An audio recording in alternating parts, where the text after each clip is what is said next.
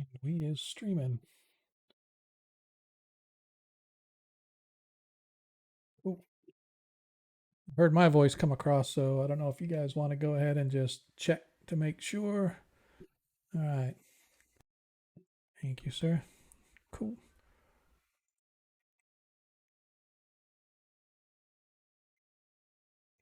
All right. So in about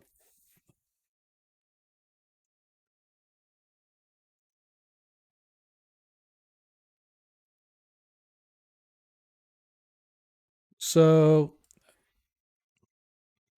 I'm just wondering, when so I think what it could be, if it's trying to, if you're logged into your Google account, it might be trying to use your Gmail address, right? So where it's saying it can't find, um, I am going to go to another incognito and I'm going to go to Forge.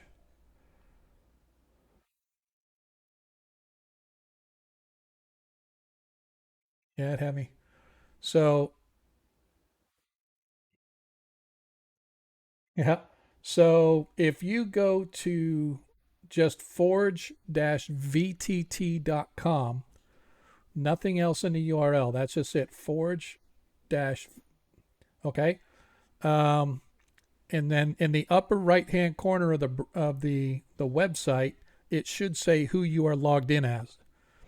Does it say? Because like mine shows Sean Williams 1964, right? So that's my login ID, right? So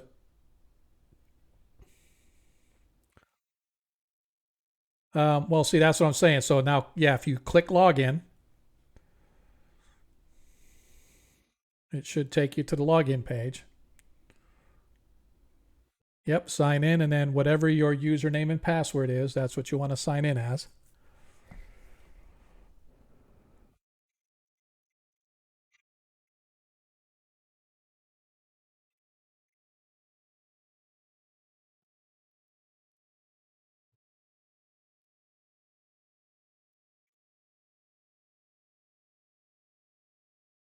Okay. And in about a minute, we're going to be launching. So, like I said, probably the first part of the stream is just going to be getting you familiarized. Kind of normally what I do is I kind of do a, this is what we did, or this is what we've been doing, this is who we are, welcome to the stream, yada yada, and then we can kind of get in and do a little bit of a walkthrough of the interface for Forge and stuff like that. I still have issues with some things in Forge. Most of it happens to be related to this old school Essentials system that we're using as opposed to Forge itself. But there are some challenges somewhere if you're not really familiar, right? So do not feel obligated to think you have to do it all and figure it all out, because none of us have it all figured out yet. Um, and if, like I said, worst case scenario, I at least want you to be able to see the maps, see the tokens. Even if you can't move yourself or figure any, or it's not working for you that way, then we can move you. We can roll dice. We can do whatever we need to do, to kind of help you along. Because trust me when I say, um, it took some of us a while to figure some of this stuff out. So I'm going to go ahead and launch the stream, and like I said, we'll get it figured out as we go.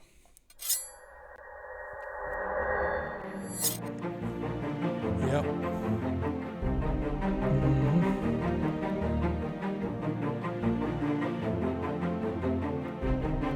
Yeah, I think so too. Yep.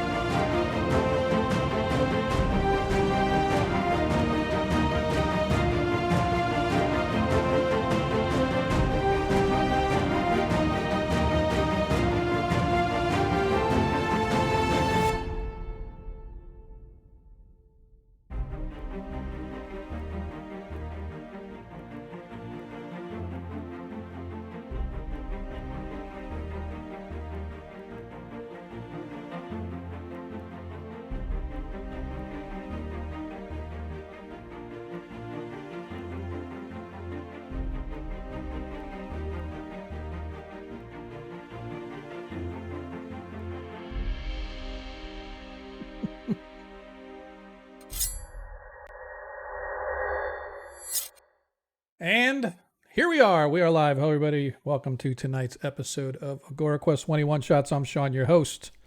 As always, bringing you together with the finest gamers that this channel has to offer, at least. Appreciate you guys spending your Monday night with us. For those that don't know who we are tonight we are a first edition Dungeons and Dragons streaming group. If you're new here, welcome.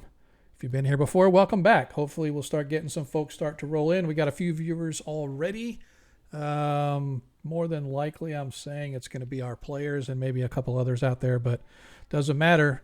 Slowly but surely they start to drop in, and we appreciate you guys hanging out with us. As I said, a little bit about us. We are D&D streaming group, first edition tonight, every Monday night, 7:30 to 11:30-ish.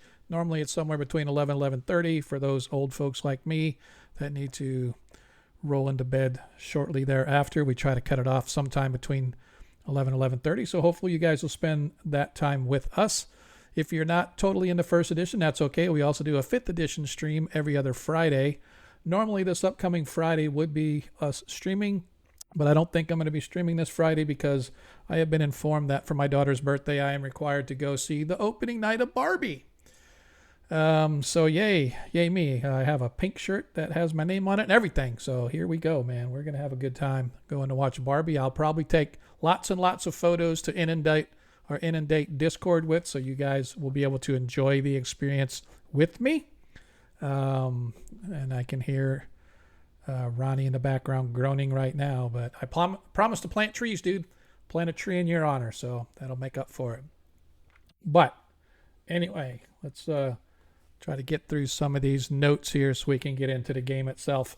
As I said, every Monday, 7:30 to 11:30, same time Fridays, every other Friday. Normally this Friday is our streaming, but more than likely it'll be out. I want to try to move it to next Friday. See if most of my players, we have this alternating thing because that's what their schedule allows, but a lot of times they can sort of do a one-off and say, yeah, we'll go ahead and do back-to-back streams next week and the following. So we're going to try to do that. If you have followed us for a while, you know that we did lose Baron, our magic user. Galaxy is unable to be consistent enough to play, so he asked, if maybe he could step in once in a while whenever he gets an opportunity. His schedule is really busy with school and whatnot, so unfortunately he couldn't. However, we do have a new player stepping in. We're going to talk about him in a little bit, but Daftfully is going to be coming in to take over Baron if he can figure out how to make Forge work. The wizardry required to get Forge to work the first time you try to get set up and everything, it is pretty extensive, so it's not for the faint of heart. But we're going to probably spend the first few minutes of our stream tonight getting him to make sure that he's online and he's logged in and everything's going as it should be. Don't forget, as you watch the stream, any Twitch stream, you earn tokens or whatever those folks happen to call them, but for us we call them gross marks because that's what the coin is in Perrinland, where the game originally started. You can trade those tokens in to give our players nat 1s or nat 20s, so I encourage you to get those in now if you've got the coins available. Drop some nat 1s and nat 20s on the party, or your humble DM, of course. I am always willing to accept a nat 1 or a nat 20 gifted by our audience. If you want to help the stream as well as help the players, you can also, for every 100 bits cheered, you can add a +1 roll for the player to use whenever they want. Now, the nat 1s and nat 20s don't normally carry over stream to stream, but if you're going to be spending your hard-earned coin to help support the stream as well as help support our players, those do carry over from stream to stream. And as we go, currently, I, your humble DM, have a +5 and a +1 available. Sotal has a +3 available. Deglin, you have a +2 and a +1. Baron currently has a +5 and a +1. Don't worry, Daft. We'll talk about how to use those later. Ronnie, you currently have a +3. Varus, because I am such a good DM, I pilfered some of Baron's old points and gave them to you, so you currently have a +5. Zadkiel has a +5 and a +1. So those can be used anytime the player needs to bump up a score or lower a score, depending upon the situation. They can use up to a maximum of 5 points at a time. You cannot use all of them at once if you have more than 5. So if you have a 5 and a 1, you can use some of the 5 if you want, or you can use the one, but you can't take from two groups at once. But I worry about that. You guys don't have to. You just need to know how many points you have and if you need it. So players, if you didn't get that, just let me know and I'll give them back to you. But it's been pretty much the same except for Varus. Varus used all of his points last stream. And since we were losing Baron, I went ahead and took some of the points that he had and gave them to Varus. And then that way we'd sort of even out. So, like I said, for every 100 bits cheer. And of course, if you really want to help support the stream, we always appreciate a subscription. If you don't want to do a renewing subscription, that's fine. We do have a tip jar. Just hit that tip jar, and just leave us a tip to help support the stream. We definitely appreciate any and all help for supporting us. So, and it definitely does help. It's not a lot. We got a few bucks here for content, a few bucks here for hosting our services and stuff like that. But I definitely appreciate everybody out there that subscribes to the channel to kind of keep us rolling along. Last but not least, if you are a Greyhawk fan, which we are Greyhawk streamers, every one of our games, whether 5th edition or 1st edition, is in the world of Greyhawk. There's a lot of good Greyhawk content out there. And I encourage you to go check out some of the other channels by way of the Greyhawk Creatives team page. If you go to twitch.tv/team/Greyhawk Creatives, you can check them out. There's about 24 or so. Maybe not, about 20, I think it is. Other streamers that do Greyhawk content, from Lord Kazuma to Anna Meyer to Mike Disney to, I think, I don't know if Darling Creepshow's on there or not, but she probably should be. She has done some Greyhawk stuff, although her content's mostly straight D&D type stuff, not Greyhawk centric or whatever. But anyway, bottom line is there's a lot of great content out there. I encourage you guys to go check it out. Now on to our stream tonight. As I said, we have a new player coming in, Daffily. We're trying to get him set up on our stream tonight. There we go. I was looking at my stream on the browser, and it's like, man, that's all kind of fuzzy, and all of a sudden it came into focus. I just think it was me. But as I said, we did lose Baron the player. We didn't lose Baron the character. We just have a new master of puppets with his hand up behind and reaching his hand up Baron's butt to make him move throughout the gaming world. And so Daffily, welcome. I appreciate you joining our group. As I said when we first came out, we're going to probably spend the first few minutes here trying to get you logged in, make sure that you're logged in and able to access, because the biggest thing that we need is I don't care if you can manipulate your token or roll dice or do any of that stuff. I definitely want you to at least be able to see the map and know what I'm talking about and see what's going on. So let's kind of start there. Were you able to get logged in at all? All right. So is it? Yeah. Yeah, that's the problem with being on a phone. It's like you can kind of zoom in and whatnot and kind of see. So let's kind of start. How about this? And I do apologize for folks out on the stream as we're trying to get Daft set up here. Not really going to be seeing a whole lot, but what I'm going to do is what's that? Yeah, that's what I was about to say. So, well, yeah, that shouldn't have mattered. But my first take was I was about ready to share my screen and kind of show you and stuff. But same thing. If you go to when you go to log in and does it give you an error saying like invalid password or whatever the case may be?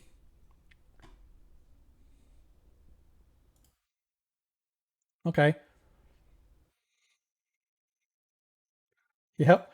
And so the next thing there should be somewhere on the screen a link that says forgot password, reset password. Yes. Yep. So reset password. It'll ask you for your email. It'll send a link to your email. You click the link. It'll take you back to Forge to reset your password. And then hopefully we'll be able to get you in. Yeah, it should log you out of your phone too when you reset the password. So. Yep. It shouldn't have to. Shouldn't have to. I, to be honest with you, I would not even worry about the phone whatsoever. I just log out of it and don't even use the phone because on the Forge itself, it's really, really a pain in the butt because the Forge was built to be a computer-sized type screen, and when you try to do it on your phone, it's got the same number of pixels, but boy, it's just like super small, and you just can't see anything. So my recommendation is only Forge to do it on the.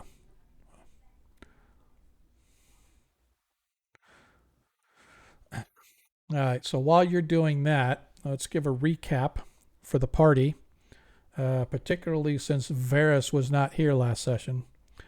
Our party actually last session made decent progress. I'm going to zoom out here so you can kind of see some of the progress that they made on the map itself. As I zoom all the way out, it's starting to look very much like the Death Star. So as you guys can see, you guys have made some decent progress throughout the map. One thing that I don't know, Varus, if you were here when they came over to this right hand mine shaft. Oh yeah, they came to this mine shaft and they took on some displacer beasts. Managed to kill all the displacer beasts and mm-hmm.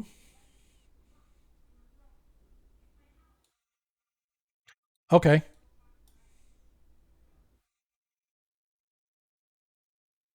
Yes. Yep. All right. So essentially, the party discovered that they presented, well, before you guys could go anywhere, the door slid back open. Like you guys closed the door and that was the end of the session. And then last session, the first thing that happened was before you guys could even hightail it out of there, the door slid back open and one of those metallic security golems was there. And Deglin and or Varus held up the red card and said, hello. Or not, was it red or was it orange? I think it was red.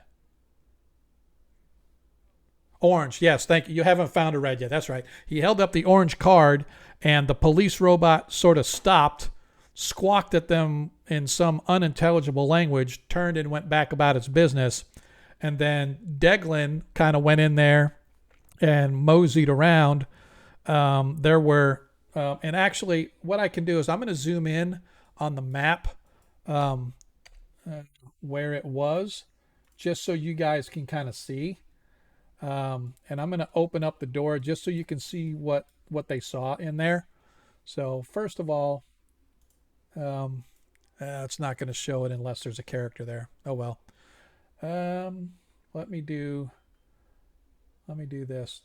I just want Varus to be able to see. Now you guys have been through all these rooms, so I could just, as the DM, I could just drag. So I'm dragging Sotal all the way down there. So when they first walked in, as you can see, there were 4 of these golems in the room. And so Deglin then opened up the next door and went in and saw that there were a dozen more of these metallic golems, but they weren't moving. They were all stationary. And there was one of these, remember that small golem you guys found where you found the tools and got shocked trying to get the gems out of its chest at the very beginning? One of those golems was in there tinkering with the other ones that were stationary in there. And so Deglin's like, oh, nope, I'm coming back out and closing that door because there's like 12 of them in there. And then he went to the southern room, and it was some kind of a storeroom, and he looked around there, didn't find much. And then he ended up leaving, and the security golems left you guys alone. And so from there, you started taking your cards and kind of going about the place, trying to check all of the doors and whatnot. Were you there? Was it last session? I think it was that you guys found basically a what you consider to be a medical center in this area right here next to the mine shaft. Um, you opened up the door and there was some kind of a medical facility in there, and there was one of those female golems that you thought was a person. The first one that attacked you guys. This one attacked you guys as well, but it sprayed you with some kind of mist and it healed you, like significantly healed you. And so you guys all went in there, and this golem attacked all of you by spraying you with this mist. And this mist was some sort of a healing potion that healed you guys. And so you went next door to the room right below it, and there was another one of these golems, except this was a male. And this one grabbed Sultal, I think it was, and slammed him onto a table. And these mechanical arms came out of the ceiling with all these sharp gizmos and gadgets and mechanical hands, and it grabbed him and pinned him down, and it started cutting into his chest to operate on him with no anesthesia, no knocking out, no nothing. And so you guys managed to destroy the device, take out the golem, save Sultal, dragged him almost dead back to the healing golem, and she sprayed him down and healed him up, and he was good to go. And so you guys then continued your journey, as you now have a yellow card to access these. And these yellow cards took you into these doctor-like offices and facilities. And then you began checking as you went, and you got right to where you guys are now, to this four-way intersection, when you were attacked by a small family of phase spiders. And fortunately, you guys managed to come out of that relatively unscathed. But in the meantime, you've holed yourself up in this little room, locked the door behind you, and decided to take a nice long rest, which we have done. So, that being said, it is early in the morning on... Hey, did you... Look at this. See what happens when you have all these high-tech folks here to help you out? All right. Yeah, says my mask. By the way, where is Monkey not going to come tonight? Did anybody tag Monkey and say, hey, are you playing tonight or not?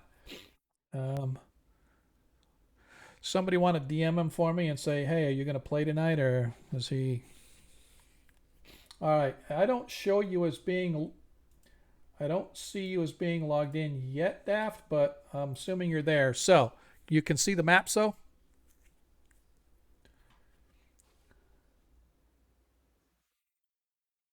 Okay. All right, so what you want to do now is look and see if there is a drop down. Okay. There should be a drop down where the log there, it's what it's probably doing, it's making you log in again to your again, it shouldn't have asked you to log in to the game itself, but it may. So,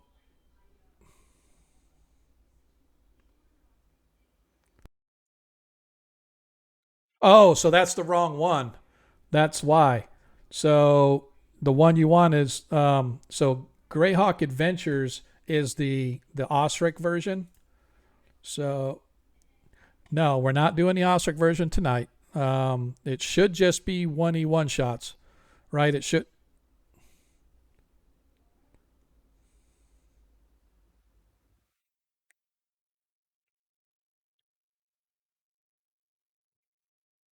Yeah, that's what I'm doing. So, all right, now that we got you logged in, let's do this. Now that we got you logged in, if you go to, um, I'm gonna put it right in. Do you have Discord open still? All right, so I am gonna send it to you as a private message again. I'm gonna send you a link directly to the game. So now that you're logged in, this should take you right to the game. So you can like close that browser that you've got, Forge. It shouldn't have you log in again. It should save you as being logged in, and just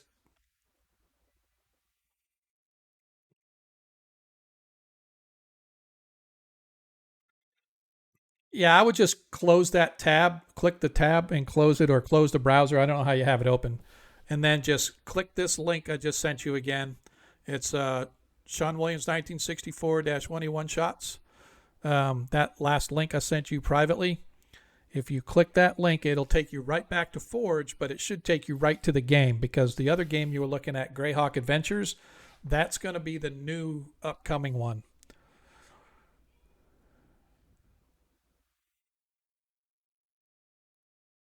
Yep. Yep. Yep.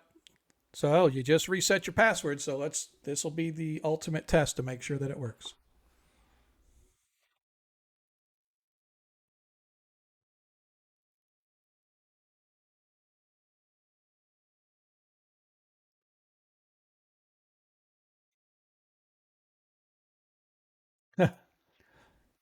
Yep. Yes, I do. That's okay, man. As long as it works. As long as it works.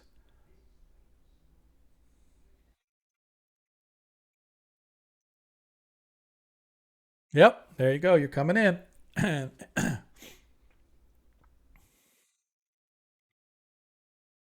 And I see you are in. So you might have to scroll out a bit. If you use your mouse wheel, you can scroll in and out.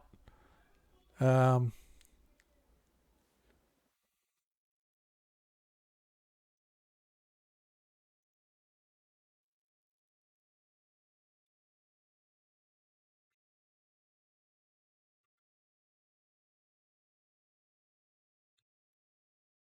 all right. I can talk you through that if you want. All right. So I'm gonna open up mine here really quick. All right. So if you, in the bottom left hand corner of your computer screen, if you have there's a little Microsoft four box symbol. It says start, and the right. Okay. All right. So in the little search box next to that, it says type here to search. Just type the word display. Okay. Yep.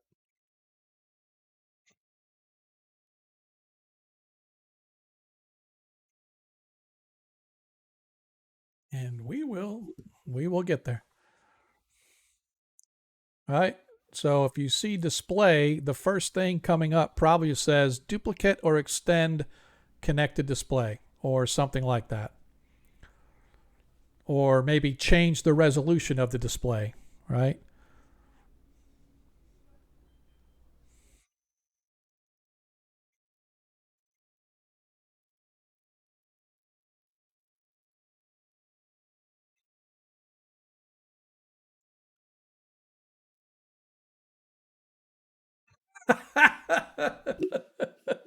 We got it, man. There you go. Hey, you know what? That's what we do for a living, right? So technology is my friend because I write software for a living.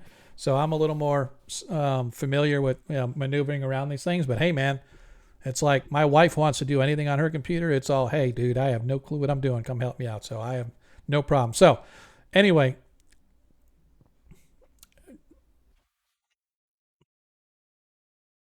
there you go. See? Now if I ever need my furniture done, I know who I'm calling. So all right. So anyway, so in that little again that little text block that you can text, there's a little like magnifying glass in the box or whatever. Just type the word display, DISPLY, and your computer should like auto list. Hey, here's what I found for display on your computer, right? And so, yep,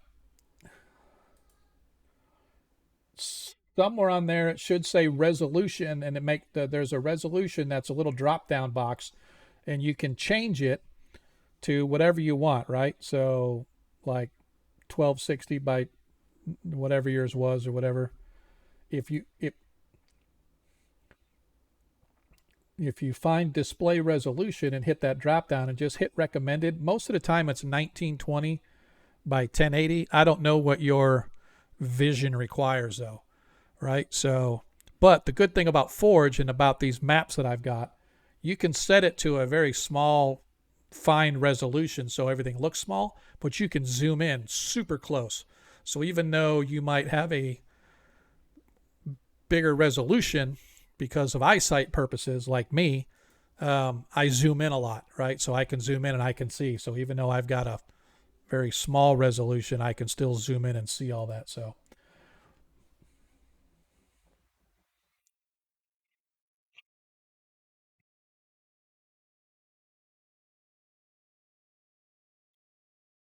good. All right. Yep. Yep. So now just sort of, if you take your mouse wheel and roll your mouse wheel forward, it should zoom you in. If you roll your mouse wheel back, it should zoom you out. Oh, good question. What's the does anybody know what the one for if you don't have a mouse? All right. Oh, so you have the little like keyboard or the little square touchpad?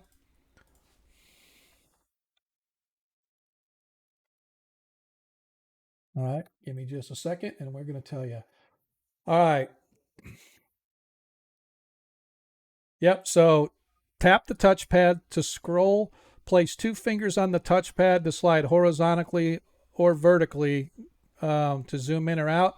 So put two fingers on the touchpad, put them together, and then spread your fingers, and that should zoom you in. So,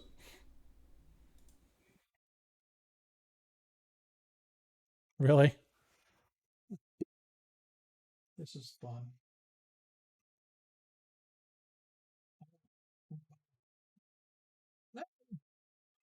It's all right, man. We'll get you figured out. All right, we'll get you figured out. I don't know.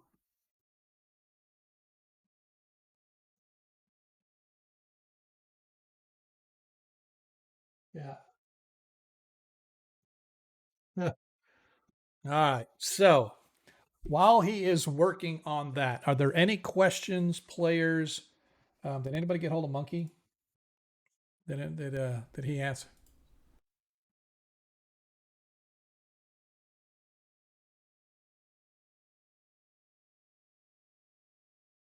Yeah. All right. No worries. All right. Does the mouse have a mouse wheel on it? Nice. See, I told you we'd get you figured out. You are now level two, sir. You're a level two technologist.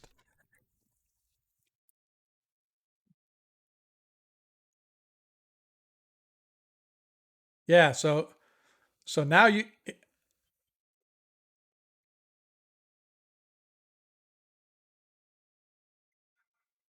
yeah. And again, we'll get it figured out as we go. So bottom line is, can you see the maps? Okay. All right. So the Baron is obviously you. You're the blue token on the top right hand corner next to the bear. So just for familiarity purposes, to the left is Ronnie. If just and guys, I hope you don't mind, and streamers, I hope you don't mind. We're going to take about 10 minutes to kind of do sort of a quick walkthrough of the UI for our new guy since he hasn't been here. First, first things first. If you put your mouse anywhere and you click left and hold it for a second, you'll see you'll see this little radio or this little radar thing kind of pop up. That is, I use this a lot to indicate things on the map. Okay, I'll be like, oh, here on this spot, here on that spot, or whatever, right? And the everybody has their own different colors, so you know who is who. Oh, correct. The next thing I want you to do is I want you to left click, hold over your token, drag it to the right, and then let go of it like 5 feet to the right. Boom. There you go. So that's how you move your token, right? So, what's that? Hey, that's fine. You know what? Whatever you are familiar with. Whatever you are familiar with. Hey, Jay. Yep. It's about 20-foot square. You should see everybody in the room, or can you not see anybody in the room? What is your view? Thanks, Jay. Appreciate it, brother. For those that don't know, Lord Kazumba, our Lord and Savior, is in the house, so everybody be on your best behavior.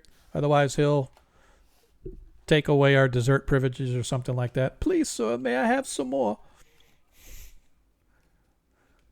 Yep, exactly. Okay. And so in this world, as a player, you can only see certain things, but you can also see, I believe. Correct me if I'm wrong, players. Can you only see the room, or can you see outside the walls that you're in right now? Okay. Yep. Yep. Yep. Exactly. I just want to make sure. Yep. Yep. Okay. So I have walls built into this, so you guys are not able to see around walls, right? So that you just have to kind of get used to that. That being said, a lot of our players have another tab open somewhere where they're looking at the stream out on Twitch. Out on Twitch, not only can you see where the players are, but you can see where the players have been, right? So you can kind of see the full map of where you guys have been so far. And like I said, as I zoom out, you guys could see the Death Star. So, hey, anyway, yeah, don't worry about the stream. I just want to worry about you getting figured out here. Okay. The next thing I want you to do is, if you look in the upper right hand corner of the screen, you should see this list of, or this row of tokens or icons. Um, yep. At the very bottom is a little arrow that if you mouse over it, it says collapse or expand. I want you to click it to expand it. Okay.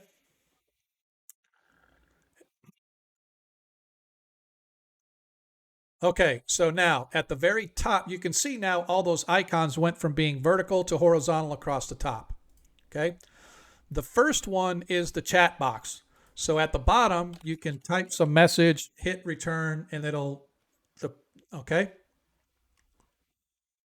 Yeah, so what happens is, whenever somebody talks, the map sort of refocuses on them. There you go. Okay.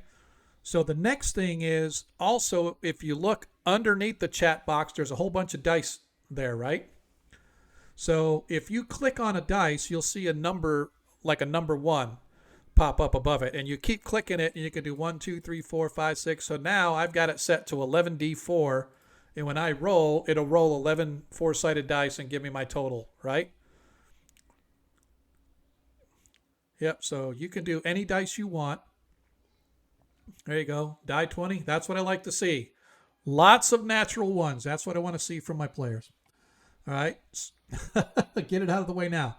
All right. So, yep. So that being said, normally we don't have to roll dice that way. That's usually, I tell you that because sometimes Forge acts like a little crying baby whiner, and for whatever reason, the dice don't work from the character sheet.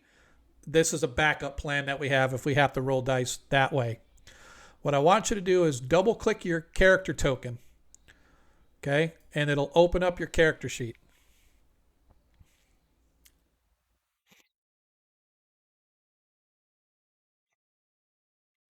Hit it a little harder. If you hit the buttons a little harder, it'll come up a little faster.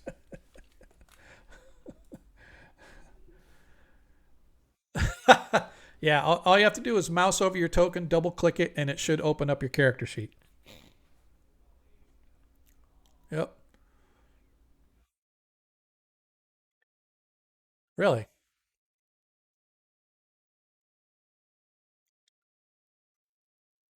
Yeah. Yeah, that's showing because on the players it shows for the player. It should, um, when you double click your token, it should, players. Is that how you guys open up your character? Yeah, normally if you just mouse over it and you see your mouse turns from, the icon of your mouse should turn from an arrow to a finger pointing. Yeah, when you see that, and just double click the left mouse button. Double click. Really? Yep. All right. Because the only other way I know is to go to the Players tab and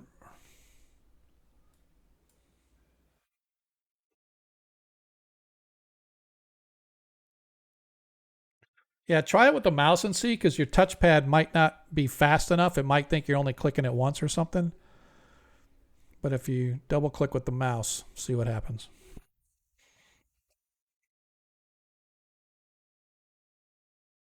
That is, I'm going to go in and make sure you got ownership. You are the owner. All right. All right. So let's just move on. I was going to kind of do something out of there, but let's just move on to see what the next ones were. All right. So the first one, as I said, was the chat and the dice roller at the bottom. The next one to the left is for combat. You don't have to worry about that. The next one, the next one looks like a little person's head and shoulders. If you mouse over it, it says actors. If you click on that, you should see a players thing. It's like a players folder, and it should be red.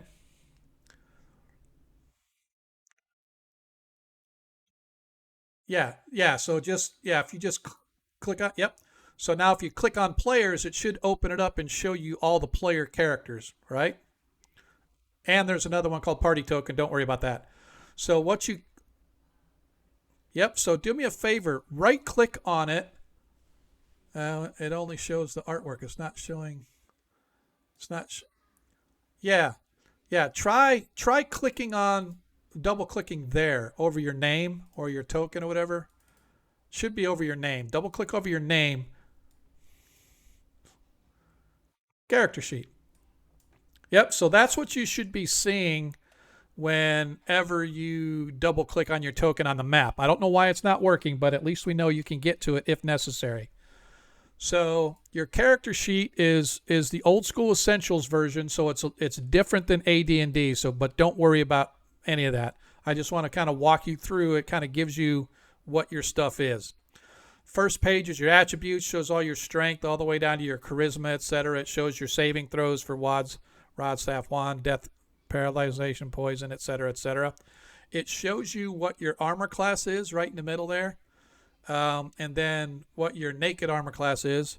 So I don't know why it says naked because the cloak shouldn't count, but anyway, it shows your level, your hit points, and all that stuff, right? Yeah, your armor. Well, your armor class is 9, but it's actually 4. 4 is the big one, right? So, right. So, for whatever reason, it has. If you were to lose everything that you had and you were standard or naked, it's saying that your armor class is 9. But I think because Old School Essentials is a base 9, it doesn't use 10. That's why. But don't worry about that. All you need to know is your armor class is 4. Okay. Yep. Well, that's what I'm saying. There, I don't know if those are included with the cloak or not, but again, yeah, that's what I'm saying. I'm not gonna. Whenever, and again, we'll go over this a little bit. Well, let's do it right now. So put your mouse over the words death poison, okay, and it should turn into a little finger point again if you click it, okay. If you click it, a little box opens up that says, "Oh, what are you doing? You doing a roll, magic, or whatever the case may be, right?" We always do roll. Situational modifier, you can add, just put a 1 there. You don't have to put the plus or anything. If it's a minus, you have to do minus. But if it's a regular number, you just hit 1 to add 1 for your cloak, and then click roll. And there you go. Yep. Oh, I rolled the 1. Yours was the purple dice. The other dice was mine. Right. So anyway, the bottom line is you can put the situational modifier in there to add the additional 1 for your cloak, right? Or or if we want, we can just go in and the reason I think that we didn't is because we wanted without any magical bonuses and all that, what are your saves? That's what they are. We can add situation. Yep. Yep. Yep, exactly. So, and of course, abilities, we don't worry about that. Spells, it has your list of spells. All right. If you can see, you've got your level 1, level 2, level 3. If you click on the black bar next to level, it'll collapse it so you don't have to like have them all open at once if you don't want.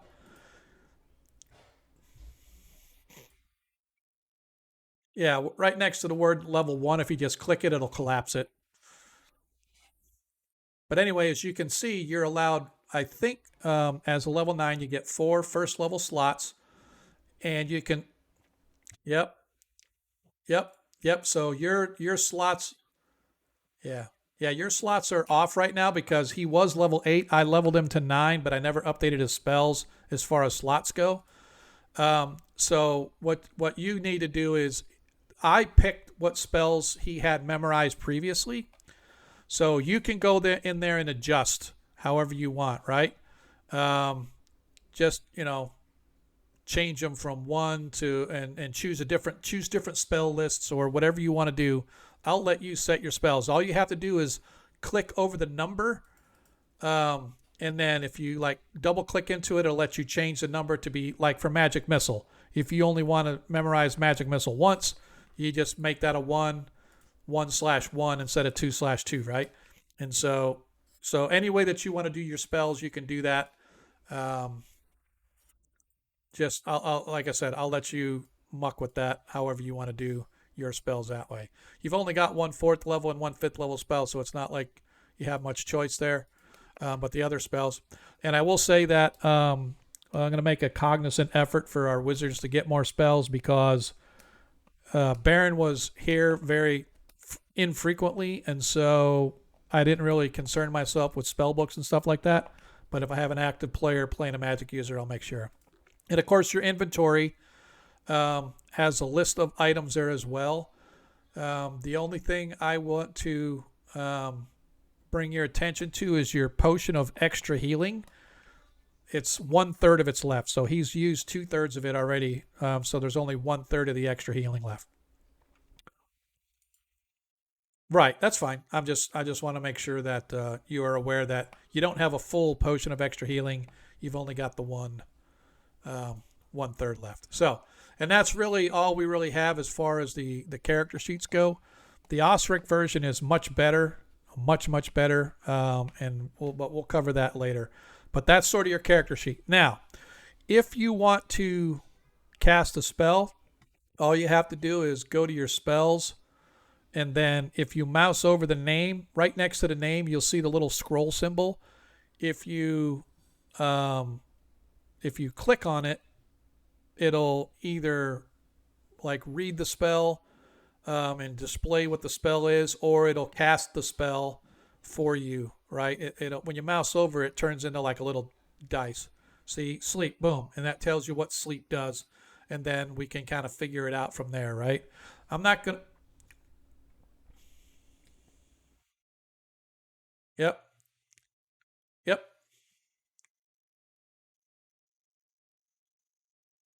All right. So burning hands was a new one.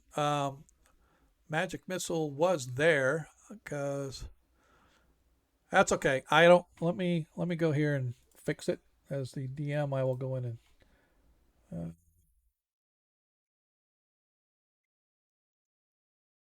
yeah. So let me. And again, folks out on the stream, I apologize as we're getting our new player set up here just to make sure that he has the character that he wants.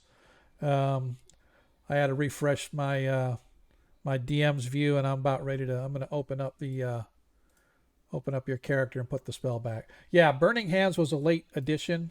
Oops. Burning Hands, like I said, was a late addition. So where are we?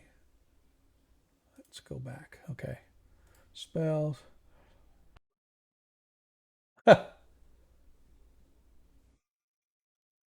Yep. I don't know why it's doesn't even have it in there, so I'm gonna re-add it. So magic missile, level 1. I'm not gonna worry about all of that right now. And the other one was burning hands. I am adding it to your sheet right now. What's the damage for burning hands? Do you have it off top of your head?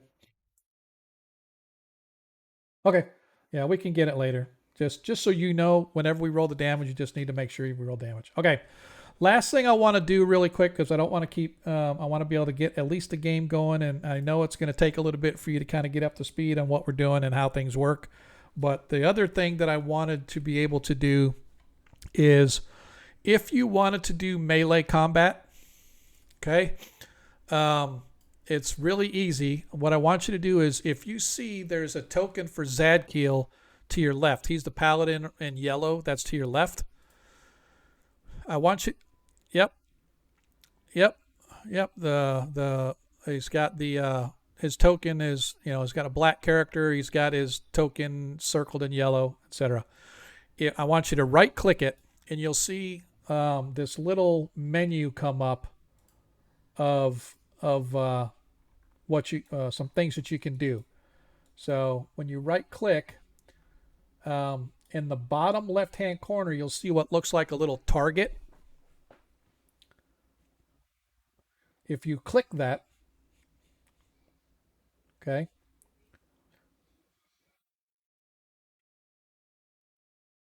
Oh, click. Just click close. You can close. Yep. Yep. Right click. Yep. Right click it. Mouse over his token and right click. You'll see a little menu pop up.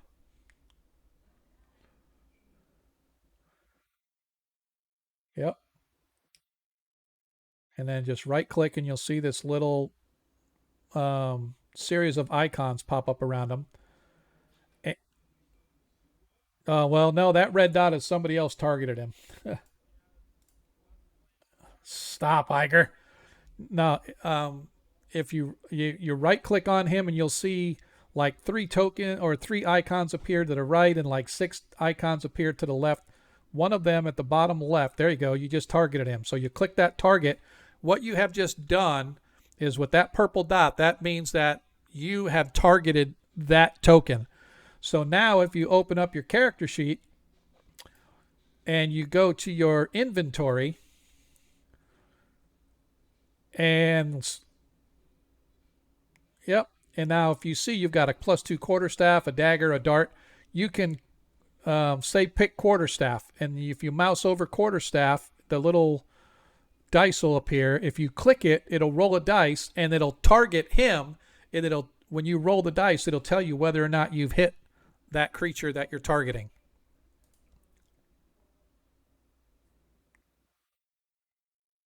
Yep. You should see the dice. Click the dice. It'll pop open a window that says, hey, any situational modifiers? You don't have to. We've already got it built into your weapon, so just click roll.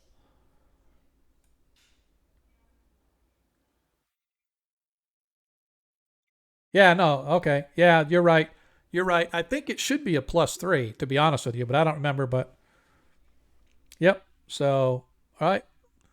And when you roll, yep, yep, and yep.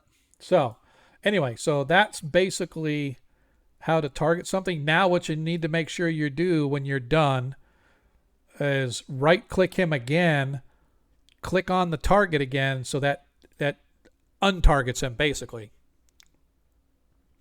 There you go. Okay, that's fine. Yeah, again, I'm going as the DM goes, so I'm not 100% sure sometimes on the player's view. All right. That being said, it's taken us a little longer to kind of kick off as we get our new players situated. I appreciate everybody hanging out as we get ready to get started. As I said, our party has found themselves deep within these strange, weird metal caves, deep within the barrier peaks. They have discovered several heinous, strange goblins that have either befriended them or helped them or tried to kill them. They met a security golem that nearly wiped them out with a couple of these exploding potatoes that it threw at them. They found strange, weird devices that can blast armor off of people, like this little hand device that Ronnie is currently carrying around that shoots this white metal ray, and when it hits you, it's like pummeling you with some strange thunderclap or whatever, and destroys your armor. So they found these weird devices, but they continue now to search to find out what is causing this plague of strange plant creatures to be flooding forth out of this this realm into the surrounding lands. And so they've been in here for a day or so, but we are going to finally get ourselves underway as I start the clock ticking as they begin moving their way through these caves once again. So, players, you find yourself in this room having had a nice long rest to recuperate your spells and a little bit of your fortitude after facing the golems and the phase spiders from yesteryear, or yesterday, I mean. You find yourselves outside this small little chamber that you've holed up in. Seems kind of quiet. A dim light surrounds the entire environs around you. Where do we want to go and what do we want to do? Oh, the last thing I wanted to say is one thing. Did you watch the stream, Varys, from last week? Okay, so one of the things, that's fine. One of the things that they did find, that mine shaft on the east next to the medical facilities, the mine shaft, you recall, goes down. Going up, it's sealed off. And on the walls, there were these metal rungs stuck into the wall, but they weren't stuck into the wall. They were stuck into this weird spongy material, right? It was still sturdy. You could still sort of half stand on it or whatever, although nobody ever really tried their whole weight. However, what you found was interesting was that this metal rung, this metal ladder running up and down the left hand and right hand side of the mine shaft, one was going up, the other was going down, moving.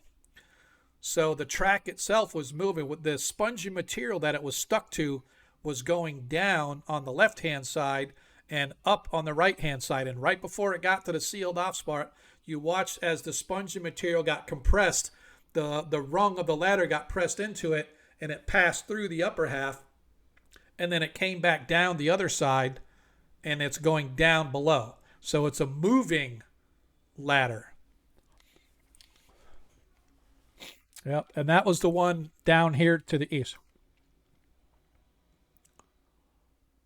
No, it's sealed off going up, but the ladder kind of disappears into the wall, and then it reappears on the other side going down. It's like think of it as a conveyor belt with ladder rungs.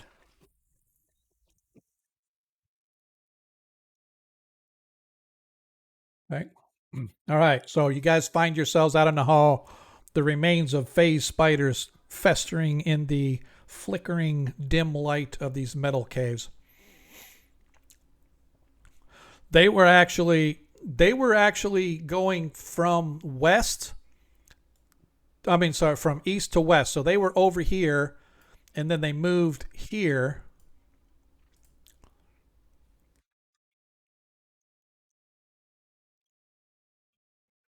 Well, if you look, you can see you guys have searched this area.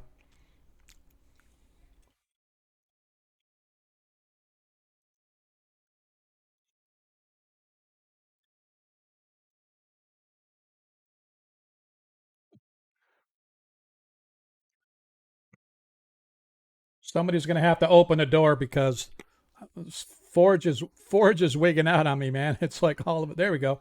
It's like suddenly I couldn't see anything. It's like, and I'm the DM. Yeah, you guys have a few.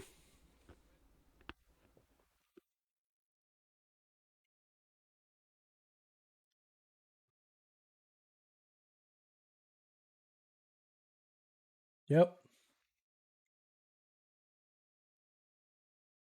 yep. So that said, this door down here was yellow. I can't recall if you guys went in there all the way at the end. This one right here doesn't have a color. And you can see there's an open door up here.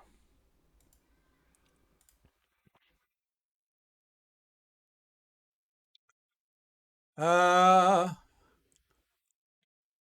yeah, you have to come out of the room.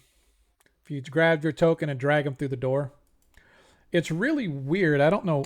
Oh, that's why it's doing it. Okay. Yep. Yeah, because you're trying to go to the right. There's a door down to the left.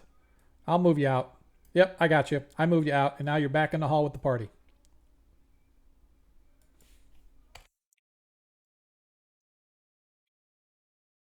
The door at the end of the hall down here is yellow. This door right before it is clear. This door is open. It's a black door. You see some open doors to the north up here, right? And you're not really sure what. There's another regular door off to the side on the left. You're not really sure what color it is. You can't really tell from here. From what you can tell from here, they look black, but it's even though it's a dim light, so you guys can kind of see a little bit. Yeah. Yep.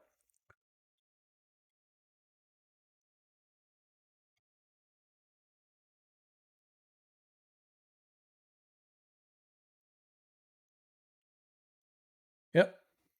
Yeah. The vision kind of it sort of blocks folks.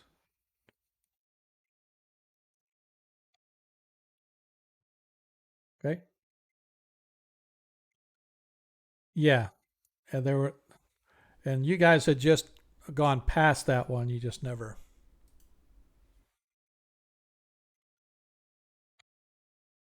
Where at? Oh, yeah. You can't. Yeah, you can't unless you move your token down there. Don't open. I mean, not that you can't. Right, I'll move your token for you until you get a hang of it. But if you click on the doors, it'll open them if they're not locked. So, but before you open, I want to make sure that characters are where they're supposed to be, et cetera, et cetera. So, oops, sorry, Ronnie, I accidentally moved you instead of Satal. At least I think it did. All right. Anyway, as you guys are down at the end of the hall, where Baron stands and Satal stand, there is it's a clear, uncolored door, if you will. And although I'm going to I'm going to go ahead and show this because I know that um, you haven't seen any of the doors yet. So I am going to show this to the players. So this is what a door looks like. If you look at, you should be able to see it pop up on Forge. Um, so that is what a door looks like. Think Star Trek. Um, there's a little panel on the right hand side, and you'll see there's a black square. When I say there's a yellow door, that square is yellow. If it's a black door, that square is yellow. If it's a red door, that square is red. The party has discovered these little pieces of lead glass that slide into the slot at the top of the door, and it acts as a key. So you slide that piece of glass in, matching the color of the panel, and it'll open that door. And so the party has discovered that, and the door sort of slides open into the wall like a French door sliding in and out of the walls. But again, just think Star Trek type of doors. That's kind of what it's like. So anyway, Varys, you and Degland stand in front of a yellow paneled door. Um, okay. Oh, was that you sneezing? Is that what that was? Holy cow! That like popped my eardrum. Yep, popped my eardrums, dude. So as you guys, hmm,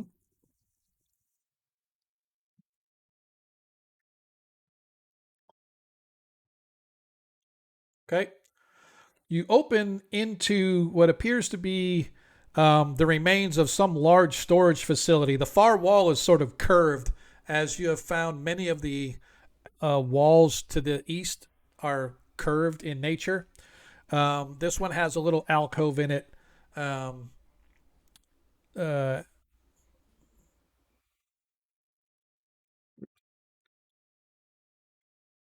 that's strange. Oh, you know why it is? I know why. Okay, because the DM is acting as see. This is what I don't like, but okay. Anyway, so again, as you guys sort of step in, you can see that there is it's a triangular shaped, sort of curved walled room, completely thrashed. Does not appear to be anything of value left in this space. Okay, go ahead and give me a search check. All right, searching through all of the rubble, you guys actually find two of those strange coins that slide into the various devices you found.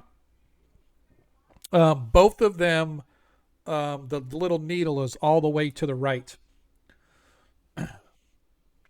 Yep. And so, yeah, I know, right? So Baron, I am going to show you another picture just so you can see. Of course, I don't have the. What's that? Yes, sir.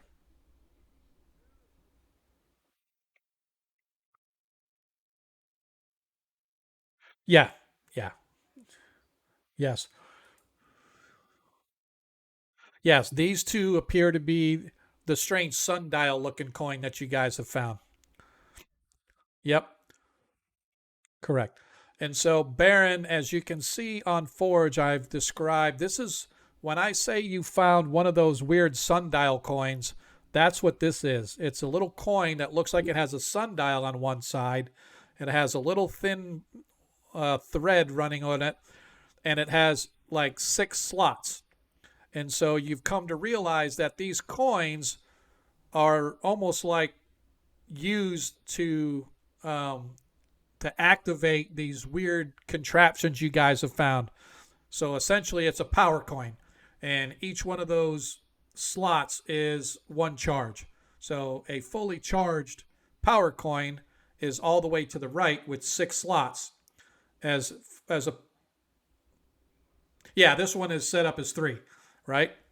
So that's it. But they all look the same. It's just where is the thread positioned? In this case, they found two that are apparently full charged. So, and again, every time you use a device, um, the that little thread moves, right? So it's essentially you can only use the devices so many times before they run out of power. Yeah, that's what I like to see. Yep. And again, I want you to just play with Forge to kind of learn where everything is, click buttons and see what they are. If there's anything that you question that you have, don't worry about, stopping us and asking us because we can definitely take a little minute or two to help describe or figure something out. Um, all right. There we go. Yeah, exactly. It's very roll 20-ish. It's just the interface is a little bit different. So that being said, searching, but that's all you guys managed to find. There are not even any skeletons or anything in this room, Varys, as you guys are checking.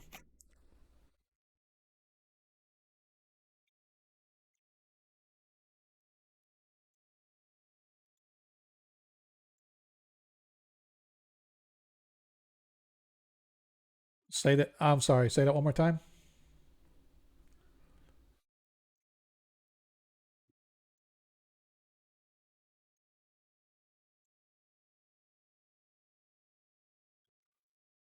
Right now, all he sees is a little small alcove. Um, yeah, yeah. That's just for map purposes, right? So it's just junk. Um, Nothing as you guys have searched through, nothing of value other than those coins were found. Um, yeah.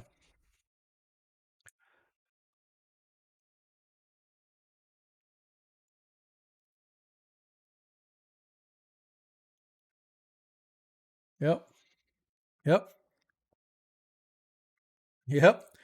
As you guys open the door, a brightly lit room sort of spills out, right? And the light spills out into the hallway, slightly blinding you as you step in.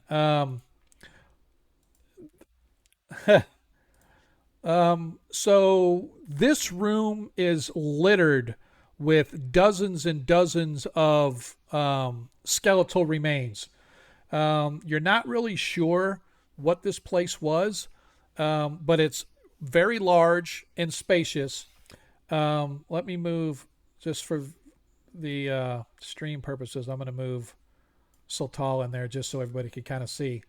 Um, as you guys look around, you can see that There are a couple exits along the north. There are a couple doors, but they do not appear to have any color coding panels on them. And there's an open doorway leading out to the west. There looks to be, again, the entire place is thrashed. It looks like at one time it contained dozens of chairs and couches and tables and other such items of leisure. Um, but now it's all been trashed, um, you know, ripped apart. Bones look like they've been gnawed upon. Skeletons, while some are intact, most appear to have been like ripped apart, as if something was either eating them or playing with their bones. Um, So every anything clothing wise looks to be deteriorated and falling apart. Although you guys do find little bits of what could be their material, and it's very strange, unlike anything you've seen before. It's very soft, but at the same time, it's almost has a metal. Think about a silky metal, right? Like it's even finer than elfin chain. That's how like silky it is. It doesn't look like it does any protection of any kind. It looks like you can tear it fairly easily, just like regular cloth, but it has almost a metallic, silky feel to it. But other than that, you guys spend probably 30 minutes searching through the size of this room, but you don't find anything worth of value. All right. So I don't know. That door should have been unlocked. Sorry, let me unlock that.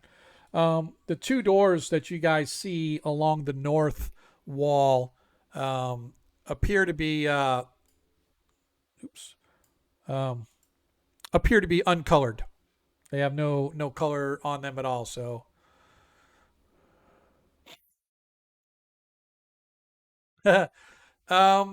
this looks to be like some kind of a storage place. It looks like there are remnants of like replacement stuff. You know what I mean? Like think about it as if you were at a restaurant or something like that, and they needed like paper towels or glasses or cups or anything like that.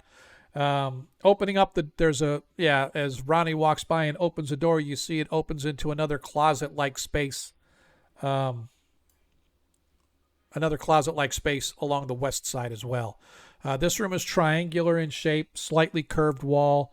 A search reveals nothing of value. Yep. Searching through the other room on the west hand side, however, you do find a skeleton in there. And on that skeleton, you find a black key card. Other than that, you guys don't find anything of value in that other chamber.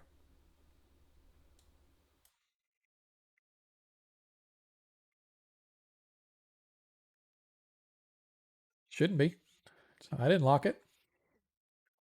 Is it? Let me look.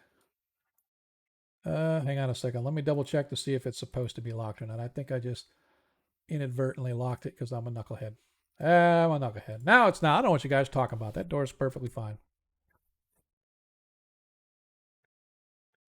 Yep. Is she locked? Ronnie, directly across the hall where you are at, there, that door is a black. To the north, you could see the hallway ends in a pair of doors, different in styling from the rest of the doors that you have seen. Um, the door on the left at the end of the hall has a red panel. The door on the right appears to be made of a different material, and it has a strange symbol on it, and that symbol has several stars around the border. And this panel is gray in color.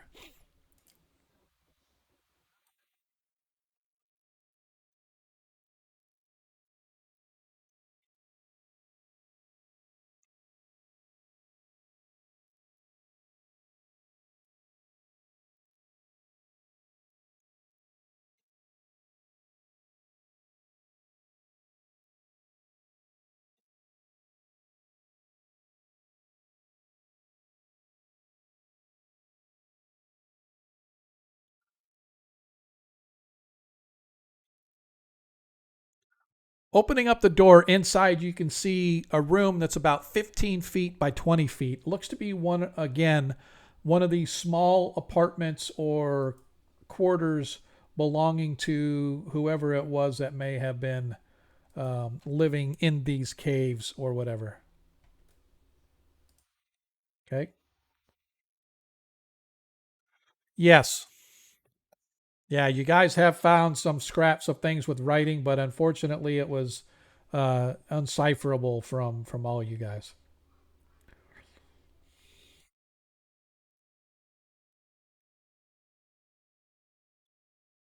Yeah, it's not. It wasn't magical. So,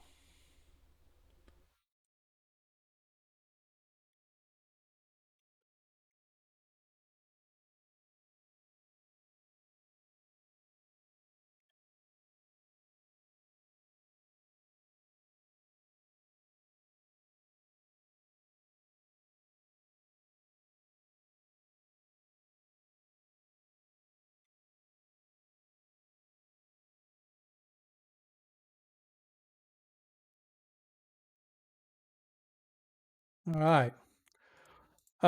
As you guys exit from the this that really large place, and you go across and you inspect that room a little bit, um, Burly Bear gets a little bit agitated, or he's beginning to get a little bit agitated.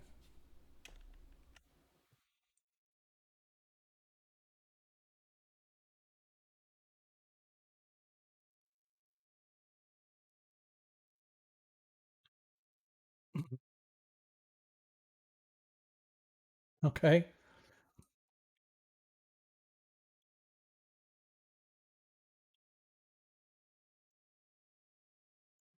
Zadkiel is right. I've been moving him. He is like right in the south hallway right there. Um, as he sort of, as I said, is a little agitated, he sort of starts moving over and sniffing and growling in this direction. Somebody give me a listen check.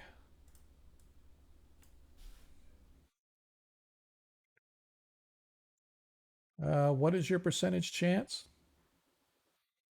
to hear noise?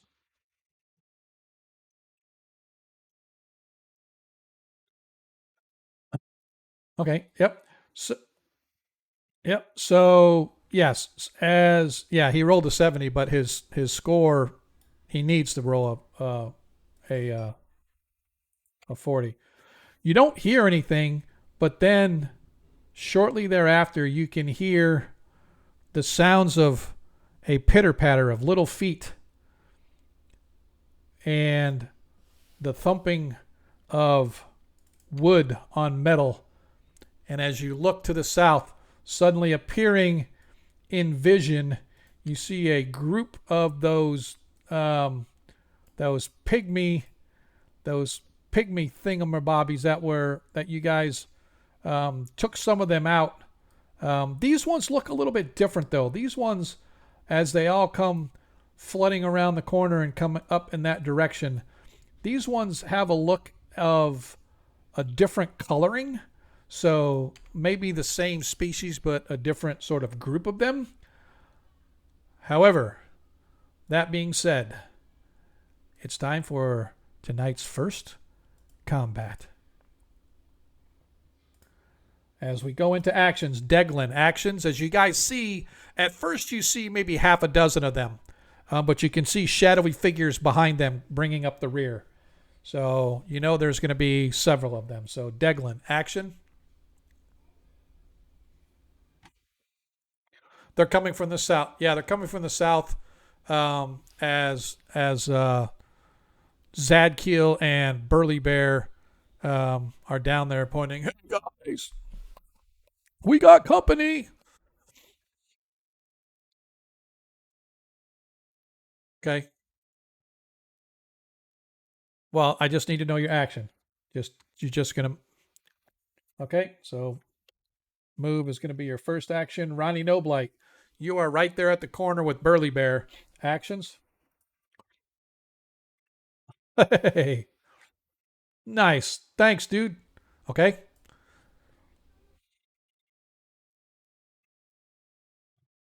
Roger that. So Ronnie is going to use his blaster. Don't forget, every shot uses 2 charges. And I'm going to say you have 4 charges left. Um, it. Oh, you put a new one in there. I forgot. Thank you. Burly Bear's action.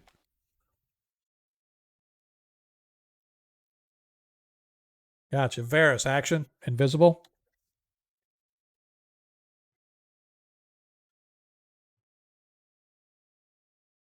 Well. Once we go into combat, you can't. Well, it's going to be a round before they get down there anyway.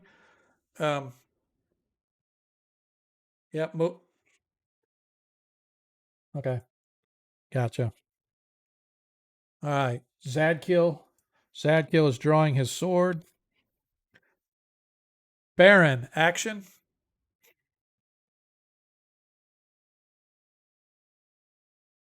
Okay. Got your spell handy eye. Sultal is going to fire his bow. All right. So that being said, I'm going to first of all put everybody into combat so I don't forget that. Make sure that's everybody. Hiya! And that is everybody. By the way, Cannibal just cheered 500 bits. That means everybody gets a +1. Troy, I'll let you decide who you want to split it up. +5 for one person, or is it +1 for everybody? How do you want to split it up, Troy? Are you still there? So you cheered 500, so that's +1 for each character, or however you want to split it up. And we'll wait for Troy to come back, but I appreciate it, man. I definitely appreciate it. Oh, and I didn't even notice, but Jim 1829, thanks for the follow. So I don't know if Troy hung around, so I'm going to assume that each player gets a +1 until he comes back and tells me otherwise. Sometimes he does the DM nice like that. So that leaves Siltal with a +4. Deglin, you have a +3 and a +1. Baron has a +5 and a +2. Ronnie, you now have a +4. Varus, you have a +5 and a +1. Zadkiel has a +5 and a +2. All right. Yep. So you have a +5, but you can use any number up to +5, right? So if you only need one, you can borrow just one of the five, or if you want to use all five, you can use all five. That being said, the most you can use at any one time is a +5. So if you have a +5 and a +2, and you have to pick which one you want to choose from, but if you need to use all five, then obviously you have to use the five. But bottom line is, you have those extra points available if you're close but not quite to what you need to roll for a hit or success or whatever.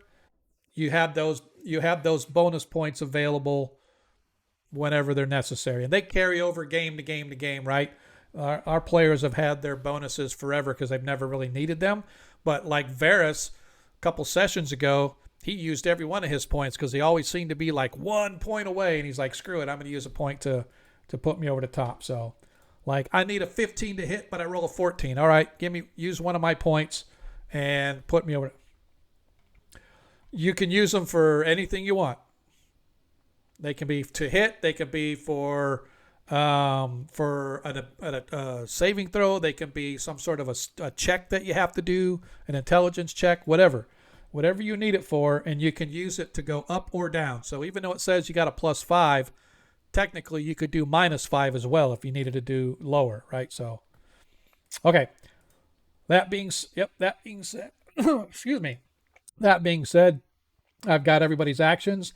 The Vegapygmies are just rushing to attack.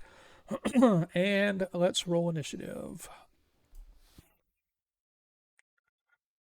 Oh, tied initiative. Roll off. And by the way, we don't do things hard. We just roll until somebody wins. All right, Vegapygmies got the initiative this round. Let me double check their movement. All right, so they can move. They just can't quite attack. So they're gonna do one here. All right, that's 10. Yep, they're attacking, but they can't actually attack. Oops.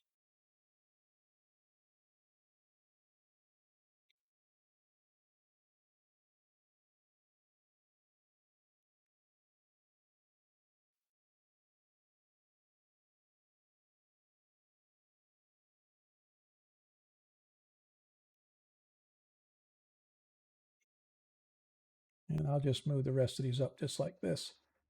So the Vegapygmies are coming down the hallway, but they can't attack, but they're using their entire turn just to move.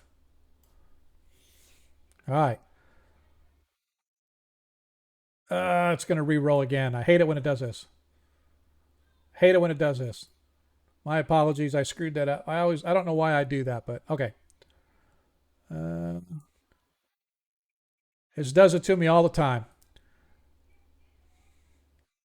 All right, there we go. So now I can go. What happened is I rolled the initiative, but I forgot to begin combat. As soon as I click begin combat, it re-rolls initiative, and then I have to keep rolling until it gets it back to where it was. That's fine. All right, so all the Vegapygmies have executed their turns. All they've done is rush down the hallway. Trying to see where I'm at here. Well, there's a bunch of them too. Okay, Baron, you are with the actually Sultal needs to go as the bow goes first as the ranged weapon. So I'm just going to go ahead and target the close ones. Let me zoom in a little here to get us a better view on the map so people can see how many of our Vegapygmies can be. And whenever it comes down to your turn, Varys and Deglin, I'm going to assume that you guys were able to move down there before the Vegapygmies got down there because everybody moved down to the end of the hall. So your movement will be, I'm going to say you're actually right here. I'll even do it right now. I'm going to put you right where you would have been when this all started. So, all right. So, Sultal is targeting that guy. So he fires his bow. First attack. And yep, that does hit. 7 hit points of damage to that Vegapygmy. No, it does not. No, it does not, as Sultal fires his second arrow.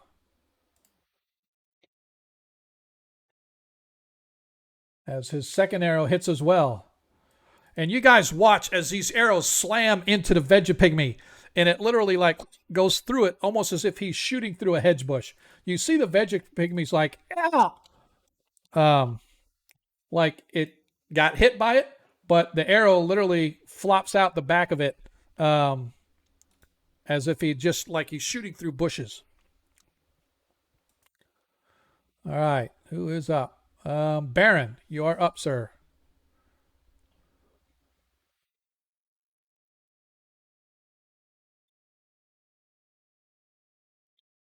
Yeah, that is correct. Okay.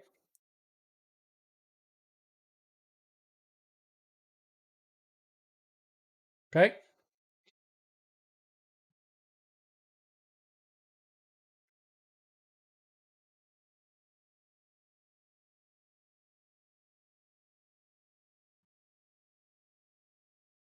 All right. So slow spell, is that a limited number of creatures or is that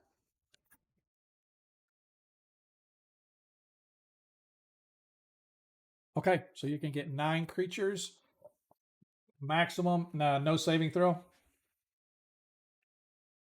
Yep.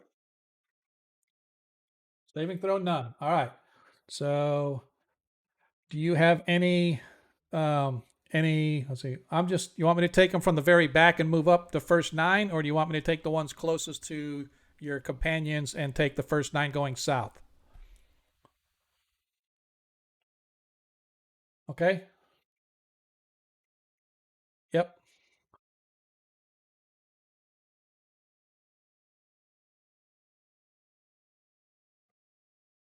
Okay. All right. So that's a third level spell, right? Yeah, it's the opposite of haste, right? Yeah, 4 by 4. Affected creatures. Sticks. Attacking one. Okay. Spell. The number of creatures equal to the level. Okay. It actually has here. Um, the number of creatures is equal to the level, which is 9. Those creatures closest to the spellcaster being affected in preference to those farther away. All right, so the first 9 starting right there. Okay, so 1, 2, 3, wait, 1, 2. Yep. So I got that one, the one over here in the doorway. 3, 4, 5, 6, 7, 8. So what I'm going to do is I am going to highlight all of the ones that are affected. It's not going to do it. Won't let me do it at once. And I am going to do uh yep, what I'm going to do. Yep, and that's what I'm going to tag. I'm tagging these guys as being restrained, even though it's technically not restrained, but I don't have a good token for slow. Um, so that you guys will know those. So essentially, those creatures will get one attack every other round as opposed to one every round. And their movement is normally 120, so now they can only move 60. Not that they're going to be moving that far anyway. Make sure I got 9. 1, 2, 3, 4, 5, 6, 7, 8, and the one in the doorway makes 9. All right, so that is it. Yep.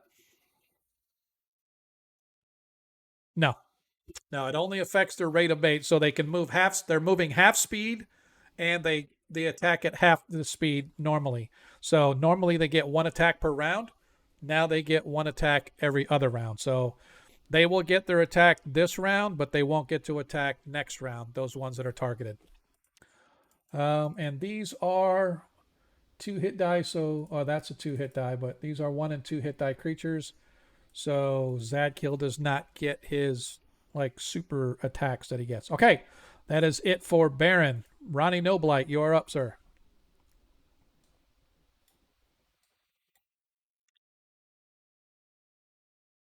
You with us, Ronnie, or is he out with it? Oh, there he is. Nat 20. Oh, Ronnie Noblight hits with the blaster pistol.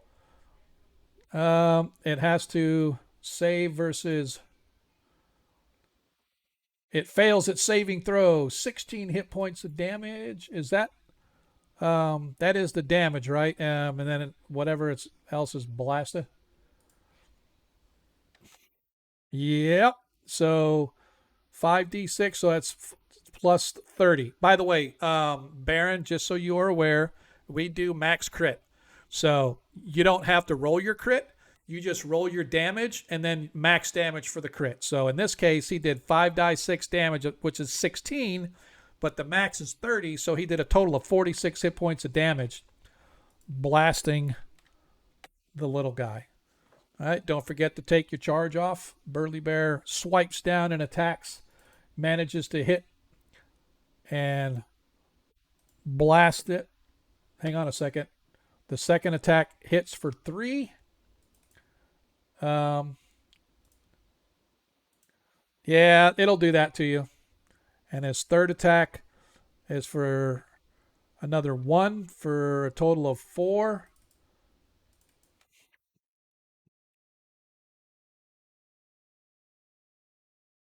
Uh, right. Oh, so the claw hit. Uh, Hang on just a second. Let me roll back. Yeah, so the claw hit. Yeah, the bite didn't. The bite didn't say it hit. Got it. All right. So, yep, that one would have done too. All right. So Burly Bear is still there though. Okay. Thank you, sir. Appreciate it. All right. Where are we now? Zadkiel the Righteous. That's hilarious. So I don't know if you guys heard it. Whenever your turn is next, it should say something like "It'll be your turn next." Are you guys hearing that on yours? You, oh, really? So I just got Zadkill, and since I am playing Sultal, it's telling me my turn's next, even though Sultal already went. But I just think it's funny. All right, so Zadkill is just going to target one of these ones that's not slowed with his sword.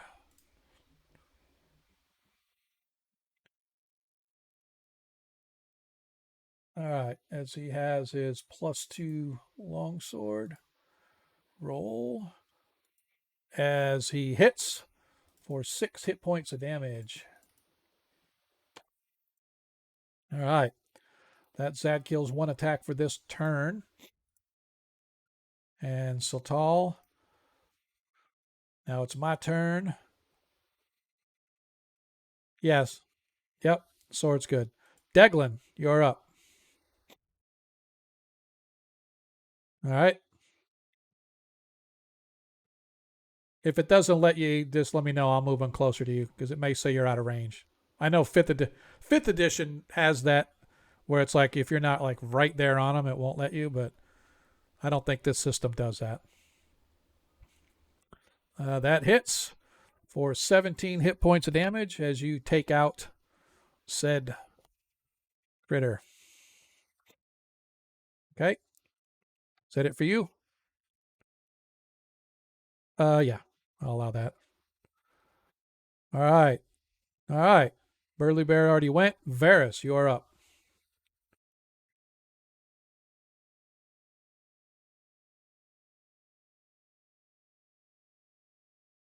Yep, yep.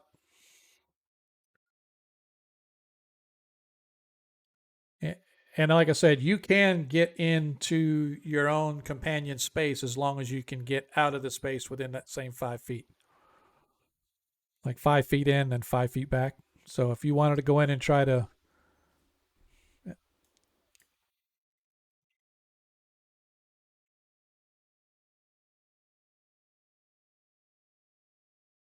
Yeah, I just moved him there so he's close enough to you because it's in that same square.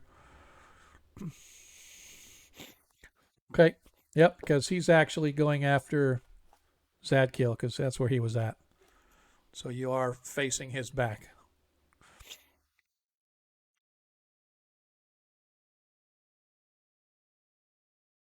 Yeah, no, he casts slow. So you see as you get up there, the ones that are tagged down here, you see them all moving much slower than the other ones.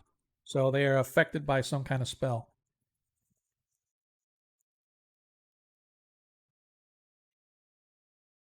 14 should hit the armor class. Well, they have armor class 4.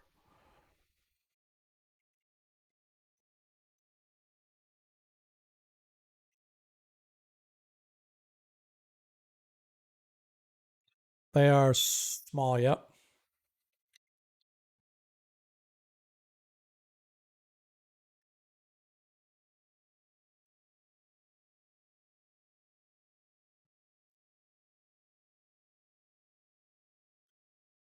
Well, just so you know, these creatures, and it's it's interesting. Not that for metagame purposes, vegepygmies only suffer 1 hit point of damage plus any magical damage from piercing weapons. So, is a dagger considered a piercing weapon?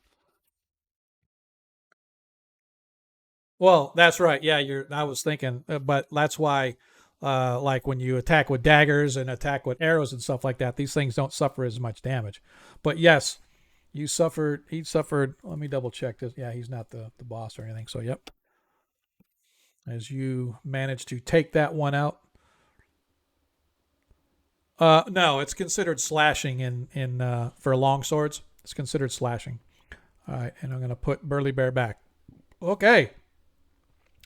As we move back to the top of the order, actions once again. Zadkiel and Sotal are going to maintain what they have been doing with um, with the sword and the bow. Deglin, action.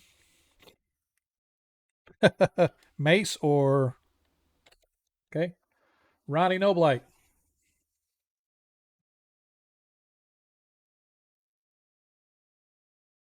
Okay.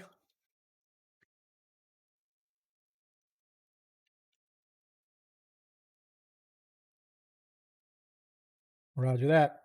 So as I said, you guys are allowed to move into somebody's space and move back out, or as long as you can, if as long as you can do it within that 10 feet of movement. So, all right. So, Varus, action. Okay. Roger that. Zadkiel with a sword. Baron, any particular action for you, sir? Oh, okay. Roger that. Roger that. All right. And I think that is gotcha. All right. So that being said, that is where we are. Let us roll for initiative for this round. As once again, the Vegapiggies get um, their the initiative. So let's see. So I can show you. Oh, it's not gonna. Great. It's not gonna let me do it on. I don't. Yes, actually I do. So let me. I forgot. This one. No, it's this one. It is. It is going out live over Twitch. So I can. All right. So this is about the best picture that I can give. It's a little fuzzy, but that's kind of what they look like. Yep. So some of them are. You guys found some that were kind of like camouflage spotted, and they ran around with these dog-like creatures that were made. Think of a thorn bush or rose bush without any of the roses. They were all like thorny um, things coming off of them. And in fact, when they bit you and shook their heads like a big mastiff, not only did the teeth bite down into you, but all the thorny protrusions coming off them ravaged your skin for extra damage, like a mauling, like a bear.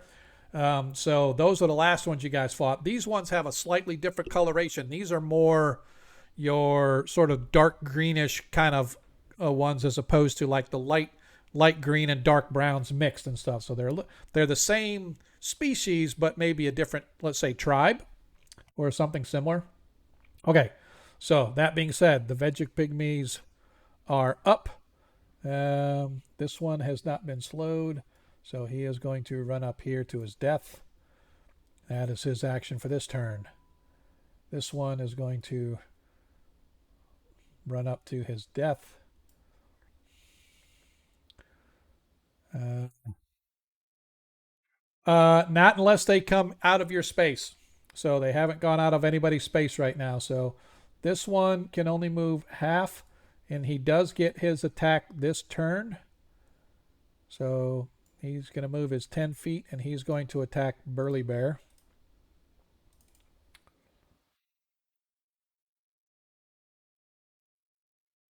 Attack fails, misses Burly Bear. Next, Vegapygmy. He is slow as well. He is going to move up here, and he's going to try to attack. Sad kill. Oh, this is going to be fun. He's got to roll like a 25 or something to hit it. As he tries to stab him with a dart, but his attack fails. All right, who's next? All right, this Vegapygmy moves up. He also tries to attack Zadkiel. Swinging his club with as hard as he can, bouncing off Zadkiel's armor like a child playing with his father. Yep. Dun! All right. As that one moves up there, no attack though. This Vegapygmy is going to move up here. This Vegapygmy is going to move up here and attack Zadkiel.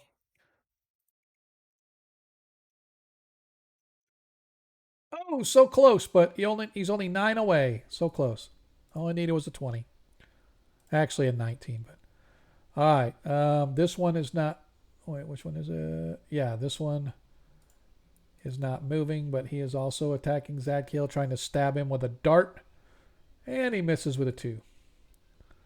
Sure could use some of them nat 20s, but you know. Uh, yeah, yeah. This one is sort of stuck. He's going to move up to attack Zadkiel, and then he's going to move back, but he misses as well. It's nothing like having to get 20s. Same thing. This one is attacking Zadkiel,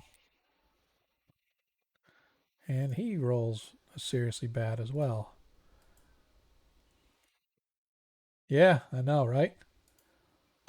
All right, and he rushes up, so he can't do anything. Next, he can't fit in. And the last guy, he is going to run up this way. All right. Um, Once again, Siltal is going to try to take a step this way. It's going to target this one. I need to detarget. Uh, yeah. And oh, as he hits. And once again, you guys watch as the arrow goes flying through it, just like he shot through a thick bush. Oh, the second arrow sticks in it like it becomes one of the twigs. Apologize on the stream. You should have been watching that. All right, he does that, and then he steps back his 5 feet. That is his turn. Baron, you've already moved, so you are where you are supposed to be. No other action on your part, correct? Ronnie Noblight, you are up, sire.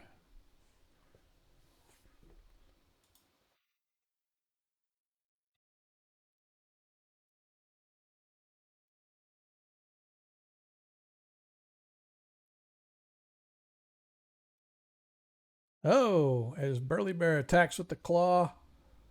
First attack fails. Second attack hits. Okay, he's still alive. Okay, is the bite not working? We need to fix that. Why is it? What? Why does it roll?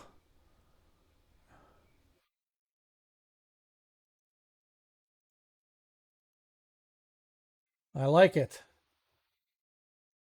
I want to double check, make sure we got.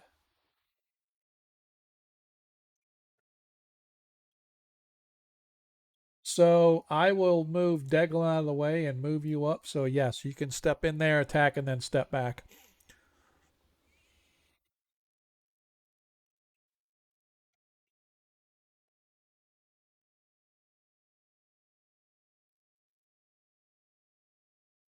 As you hit with the cutlass for 9 damage. Yeah, I got you. All right, for 9 hit points of damage. This you notice that this Vegapygmy is bigger than the rest of them, and so he is a little more sturdy. He absorbs the blow, screams and pounds his chest, pointing his scrawny little finger at you like you're next. All right.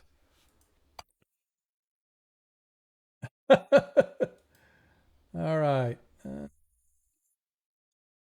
Gonna target that guy. Zadkiel gets 2 attacks this turn. So he swings with his longsword. Oh, 9 hit points. Sorry. Oops. Meant to do that. 12 hit points of damage. Nice. As he takes his second attack, because this one is one of the larger ones as well. And he hits that one as well, taking it out of commission. All right, that is his two attacks. Sultal is up. He is gone. Deglin, you're up. You see, Ronnie came in and he wailed on that one that's on the corner, but it withstood his blow pretty sturdily. But you could tell he definitely wounded it. Okay.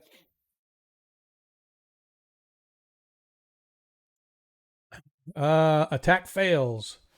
You need to hit armor class 4. As a cleric, you need a. You're a ninth level. You need a 12 or better. Okay. All right. So Deglin uses 2 of his hard-earned points to take this thing down. That leaves you a +1 and a +1 left. Yeah, just go ahead and roll damage, and I'll take it off though.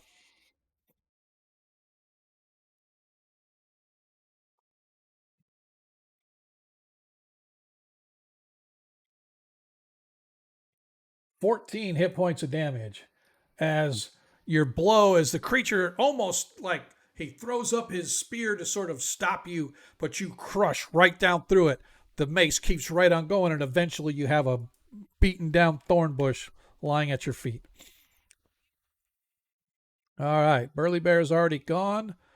Zadkiel, you are invisible. Top of the next order. Anybody changing their action for the say again? What did I say? Again, again. I'm looking at his token, and then that's why I said it's all good. Yes, I meant Varus. Sorry, Varus. Either that or Zadkiel ripped the sword out of your hand, and now he's invisible. That's my story, and I'm sticking to it. All right. Okay. Well, yes, Varus, you're now back invisible as we go back to the top of the order. Other than Varus and his backstabbing, anybody changing their action? Baron, anything different that you want to do now that you're back out of the way?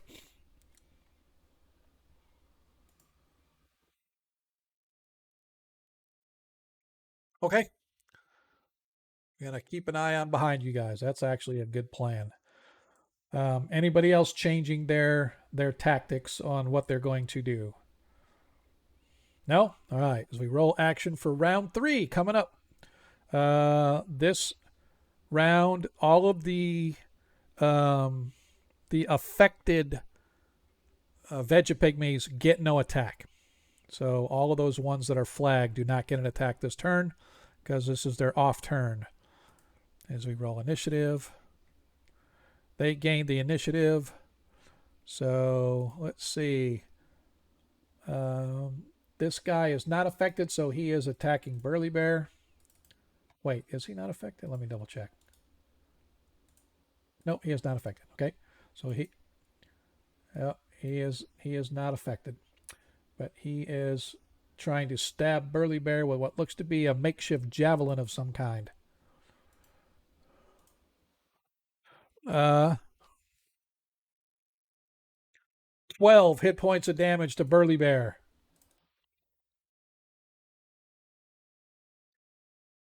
Ah, finally, at least I got to stab somebody. Dang, I ain't getting nothing this. All the Vegapygmies are going to attack on Burly Bear now. They found an easy kill. All right, so the next Vegapygmy, he is out of action, out of action, out of action, out of action. This Vegapygmy is not out of action, and he is going to attack Zadkiel because he thinks he can whoop up on him. As he once again tries to stab Zadkiel with the all-impressive dart.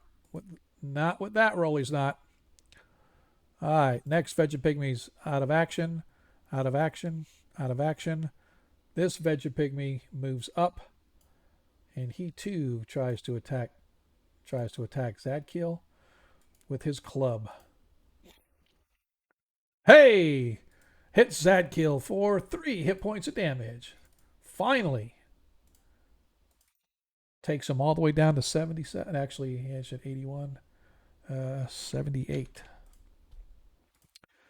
Like that's really going to do damage. Let's whittle him down 3 at a time. All right. The next Vegapygmy is slowed. And the last Vegapygmy He is going to move up and he is going to attack Burly Bear with his javelin like device. And he misses Burly Bear. And he's going to back off. Okay. Baron, you are looking behind you. As I said, you could see the hallway ends in a door, a pair of doors. The door on the left has a red panel. The door at the end of the hall has a grayish colored panel. This is the first time you guys have seen a panel of that color. And the door itself is actually different as well. It's got some kind of emblazoned insignia on it. Looks to be stars sort of around the outside of it, etc. So looks like some governmental official type of a doorway. Ronnie Noblight, you're up, sir.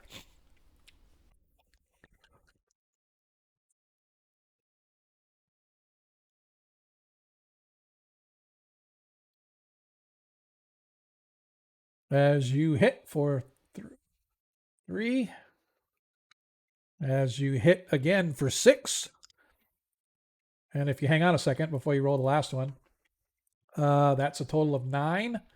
That takes out that one, so you can change your attack to a different one if you so desire. That should hit as well for 1 hit point of damage. Okay. All right. That's it for Burly Bear. Okay.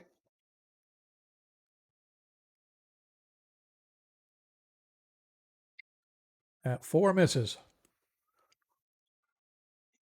That it for you? Roger that. Sadkiel. Sadkiel only gets 1 attack. So he is going to attack one of these ones that does not appear to be affected by Baron's slow spell.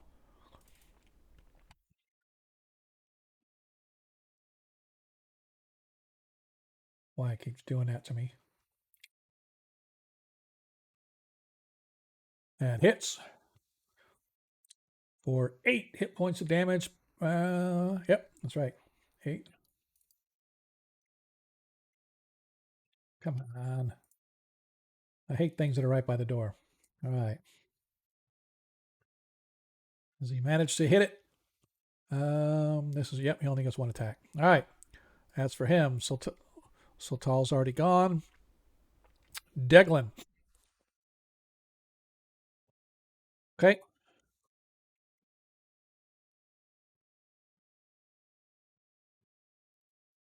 That 12 should hit.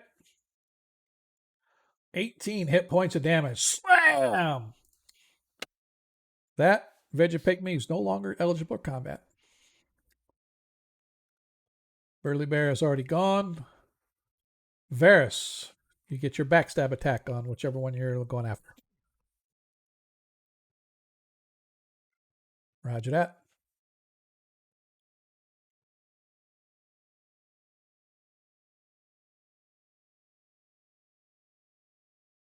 +4. That hit. 18 hits.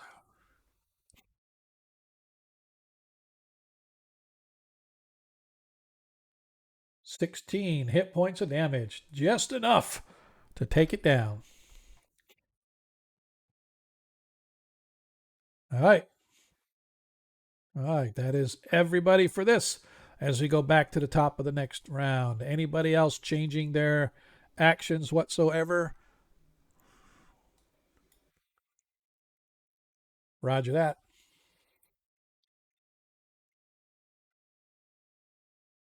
Baron, any change in your action, sir, or are you just holding? Gotcha. Gotcha. No worries. Okay. Varus, are you going invisible this turn, or are you going to stay?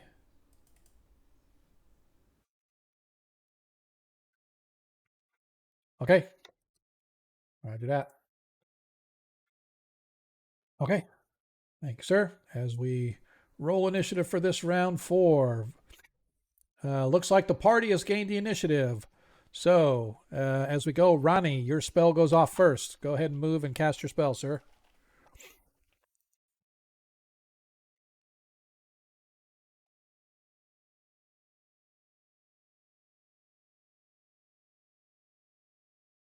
What was the spell? Oh, Cure Serious on Burley. Roger that. He is back to full health. All right. Burley Bear, you are up.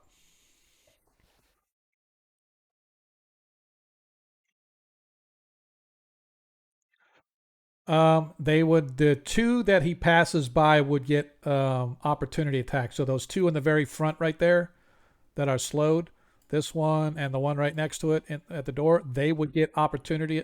Well, actually, only the one would because he's still in range of the second one. So this first one right here, it would get an opportunity attack on him as he passed it by. Yes, Roger that. So let me go ahead and do the attack here really quick as it moves. As it moves past him, attacking Burly Bear. Attack fail. What is Burly Bear's armor class? 7. I think this. I want to make sure because I think that might have. Well, it's only one hit die, so let's take a look and see. One hit die, armor class 7. It needs a 12 or better to hit him. How do you like that? Just barely, just a bit outside. All right. His first attack fails with his claw. Second attack fails with a claw. The third one does damage. Oh, gotcha. Attack fails on the bite. All right. No damage from Burly Bear. All right. Zadkiel. As Zadkiel gets two attacks. First one going down on this unslowed as he hits for 13 hit points of damage as he manages to take another one out of action as he now targets the one right in front of him. Second attack. What? A 10 hits. Yep. Second attack did hit with 8 as he takes out another one. Yep. Yep. Hits armor class 4. Sure enough. All right. That's it for Zadkiel. Uh, Satal is just going to wait. Deglin, you're up.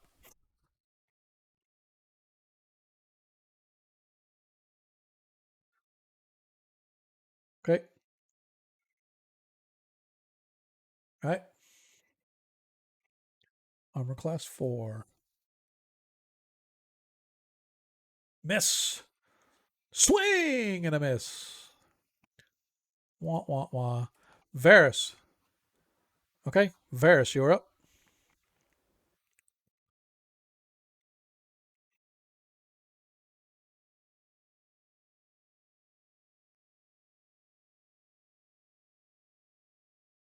Okay.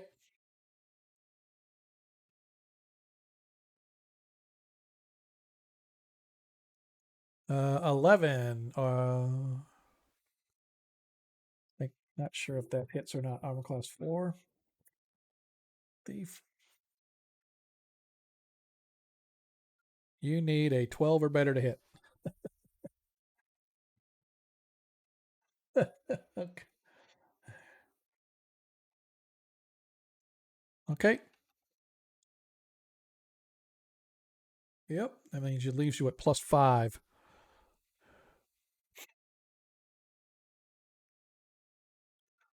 Nice. 10 hit points of damage. As you cleave into the thing, but you notice that this is one of the tougher ones. It does not fall, even though you do some good damage to it. All right. As the Vegapygmies. Do, do, do. He moves up.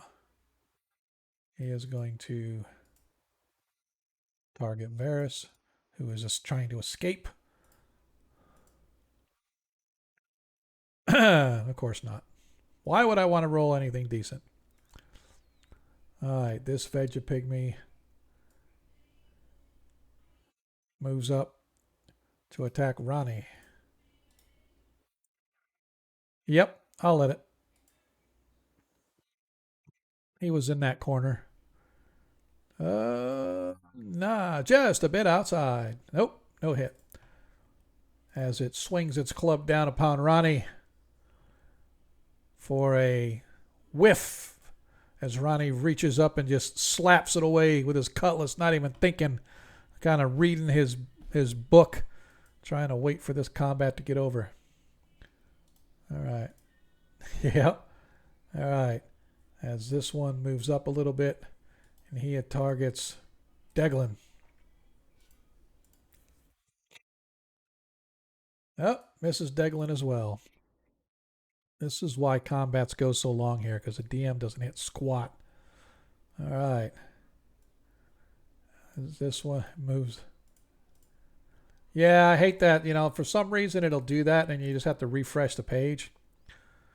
Oh, so close. Attack fails. I was like, that should have been a nat 20. This up. Who's next?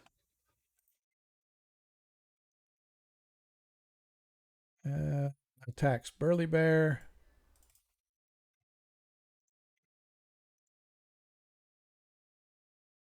Ah, misses Burly Bear. This is just insane how bad. It's like I get one good roll and then I can't get nothing else. All right. As this one runs over here, attacking Burly Bear as well. Bringing down its club-like device. Almost smacks his friend in the head, but misses Burly Bear altogether. And last but not least, we have one left. As he also is right there in the doorway, attacking Burly Bear. And of course not. Oh, did he hit? 6? A 9? Oh, he hits armor class 7. 5 hit points of damage to Burly Bear. All right, as we go back to the top of the order, is anybody changing any of their actions? If not, we can get right back into it. Roger that. All right, as the Vegapygmies once again. He gets no attack. He gets no attack. This one does get an attack as he attacks Zadkiel. Trying to poke him with the dart. Oh! Yep. I want to double check. Yeah, it was. Yeah, we just said that what he needs to roll versus what he did roll. And that's what I said about this OSE. Sometimes it's off by a number or so, so we have to be very careful sometimes in order to attack. Because Zadkiel's armor class is -2, so he needs actually a 20, I think. Let me see. Yeah, he needs a 20 to hit actually instead of the 19. So nah, it doesn't have to be a natural 20. If he had bonuses on his attack, as long as it's a 20, it doesn't have to be a nat 20. All right, this one does not get an attack. Does not get an attack. Does not get an attack. And the last one attacks Burly Bear because he does get an attack.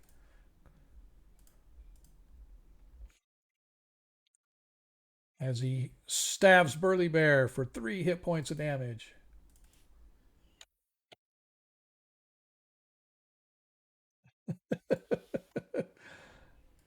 All right, Baron, as you're hanging out, Ronnie Noblight, you are up with your cutlass, sir. Oh, okay. Yeah, sure. Absolutely. Sorry. You bet.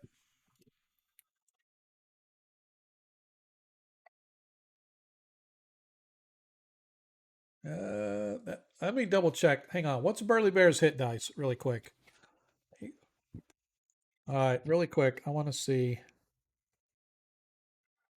Burly Bear needs a 12 or better to hit. So that first attack missed with. Yeah, the first one missed. So I want to double check though. All right, so the first one did miss. So the second claw hits for 2 hit points of damage. Okay, and he gets his bite attack now. His bite attack hits for an additional 6. As Burly Bear ravages this little plant thing, but it does not go down. It's screaming and poking at him. As Ronnie hits with his cutlass for 7 hit points of damage as Ronnie manages to take out the remains of that one Vegapygmy. Gotcha. All right. Zadkill gets Zadkill gets 2 attacks this turn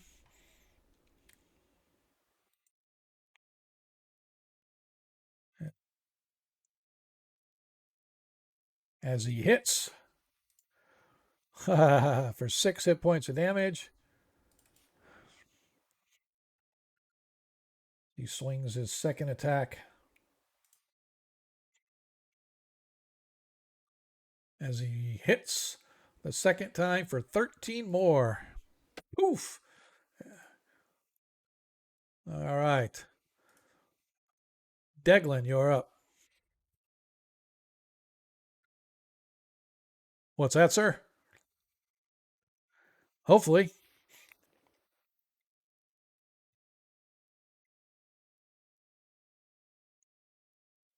And hits for 15 hit points of damage as you crush the Vegapygmy with your mace. Varus, you're up.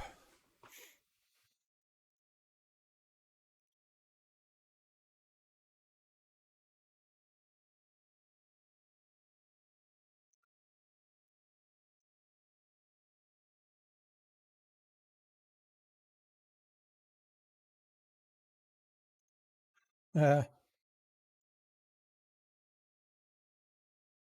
uh, oh, yeah, it was a mess. All right. All right. All right. Back to the top of the order. Anybody making any changes as we hopefully get into our last round, or at least one of our last rounds? Roger that. All right. The Vegapygmies go. This time they do get to attack. So this one is attacking Deglin.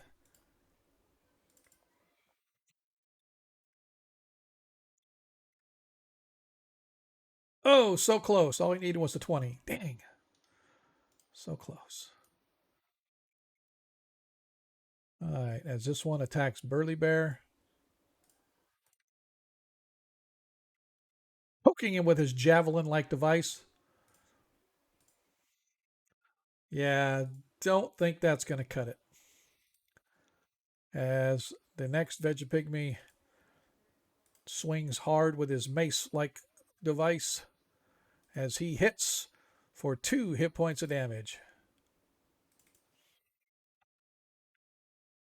And by the way, this last one down here that just whacked him is the largest of all of the Vegapygmies that you guys are currently attacking or facing. All right, and this last one pokes Burly with his javelin again. He hits Burly Bear for 2 more hit points of damage. All right. It is time for the party. Ronnie Noblight, you are up. Burly Bear can go, or you can go, whichever you want to do.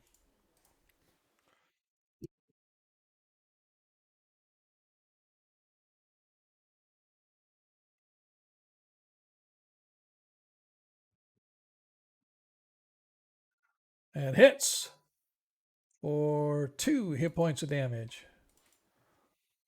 Not quite. Oh, 4 hit points of damage. Sorry. My bad.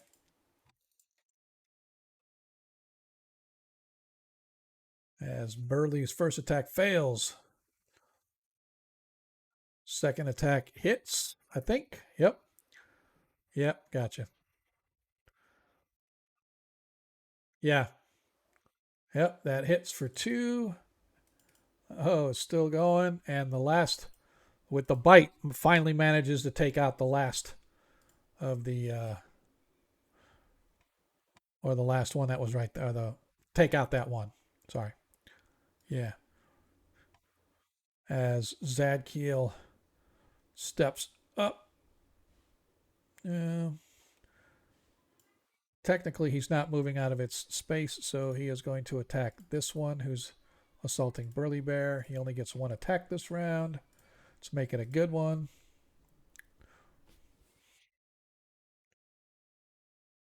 Shazam. And it says 11 plus 8, 9, 10, 11, 12, 13, 24 hit points of damage on. No. Nice try. Yep, yep. If we had second edition rules, or what was it, second edition that did that, where, or was that third edition where if you did a certain amount of damage, you could carry it through like another attack on the next one or whatever? All right, as Deglin, you're up. Yeah, right.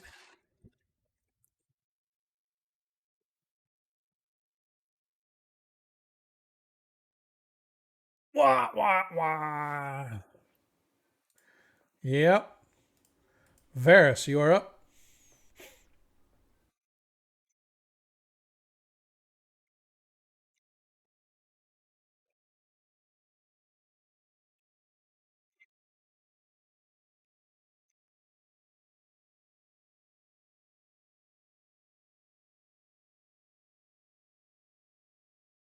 Oh, guess not.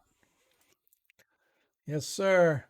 All right, we're just going to go ahead and roll initiative as the party gains the initiative. Ronnie Noblight and or Burly Bear, you're up.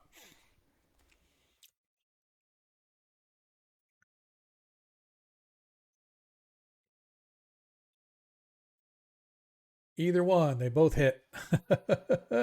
We'll take the 6 hit points of damage. Uh, oh, 2 claws. Okay, so 3, 4 total. And the bear hug for 6. So that's 4, that's 10. Okay, now you got your bite. That hits. We'll go with the higher one for another 3 hit points of damage with the bite. As this one, yeah, dude, and he's still standing. Told you he's the big one. Uh,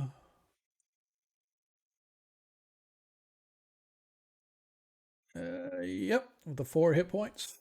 Yes, sir. All right. As Zadkiel steps up, getting 2 swings with his magic blade. As he hits. Uh oh. There we go. Hang on just a second. Guess I'm going to have to refresh. Hang on just a second because I got the old screen flash here. So I am refreshing my screen on both sides. Uno momento, por favor. For those of you that speak Spanish, it means I'll be back here in a second. Not sure what happened, but it happened. Let's, yeah. Hey, learn music. What's up, brother?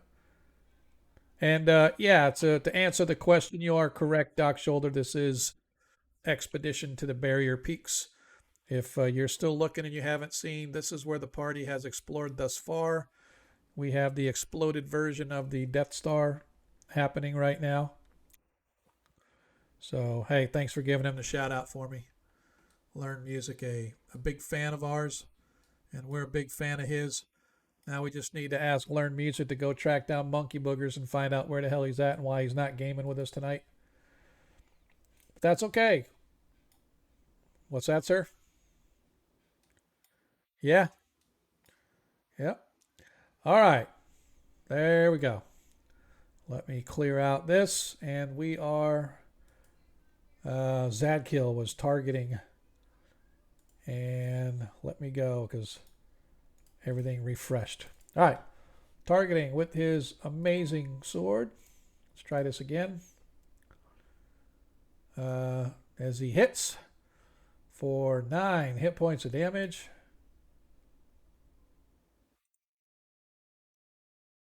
Oh, so close. He gets another attack.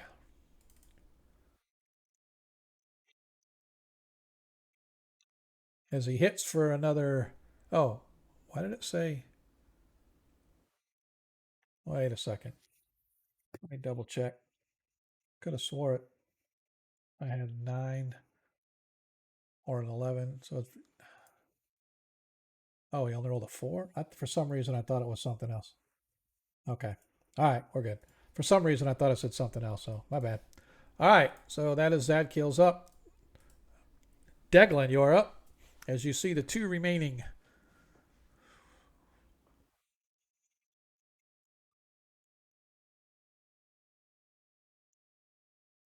As you hit. Finally. 20 hit points of damage. That's not a bad blow at all, especially since it only had one hit point left. Shebang. All right. Okay. Burley is already gone. Yeah, Varys, you are up.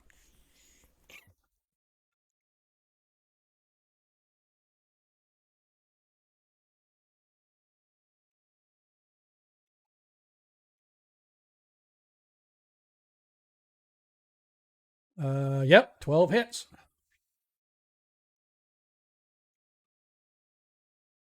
Nice. As Varys comes in to clean up after Burly Bear's mess, as you guys manage to take out the last of these heinous weed-looking creatures that have been swarming all over the place, outside, inside, and now this is the first time you've found them in this part of the caverns that you have been exploring. But that being said, I'll let you guys do a quick search. If everybody wants to give me a search check, and then we're going to cut to break because we're a little late on our break. Okay. All right. Um, Anybody else want to do any searching? Give me a D6 search check, please. All you have to do is roll a die 6. Okay, go ahead and cast it.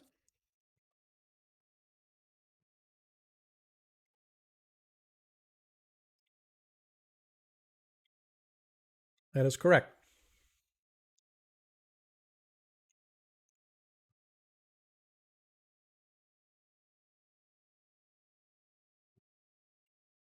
All you should have to do if you click the little rectangle. Yep, there you go. You rolled a D8. Oh, that's Burly Bear. Never mind. That was his healing. So Burly gets 7 back. Yep. That's okay, man. Hey, there we go. We'll take one of them.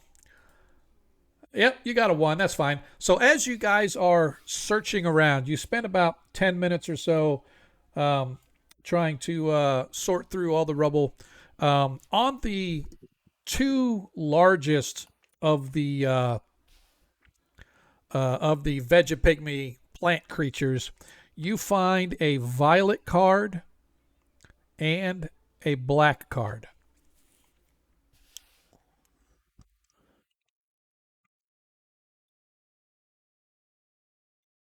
Okay. All right. And as you guys are doing that, we are going to take our break. For those of you that follow us, you know that usually somewhere in the middle of our stream, um, we like to take a little break so people can go do what they need to do, refreshing their um, Like your kids' friends. refresh their drinks, refreshing their. I really hate this that it thing goes into a right to a commercial. Anyway, we normally take a break. Players, 15 minutes standard. Is that okay still? Anybody in a hurry? They want to get back right away, but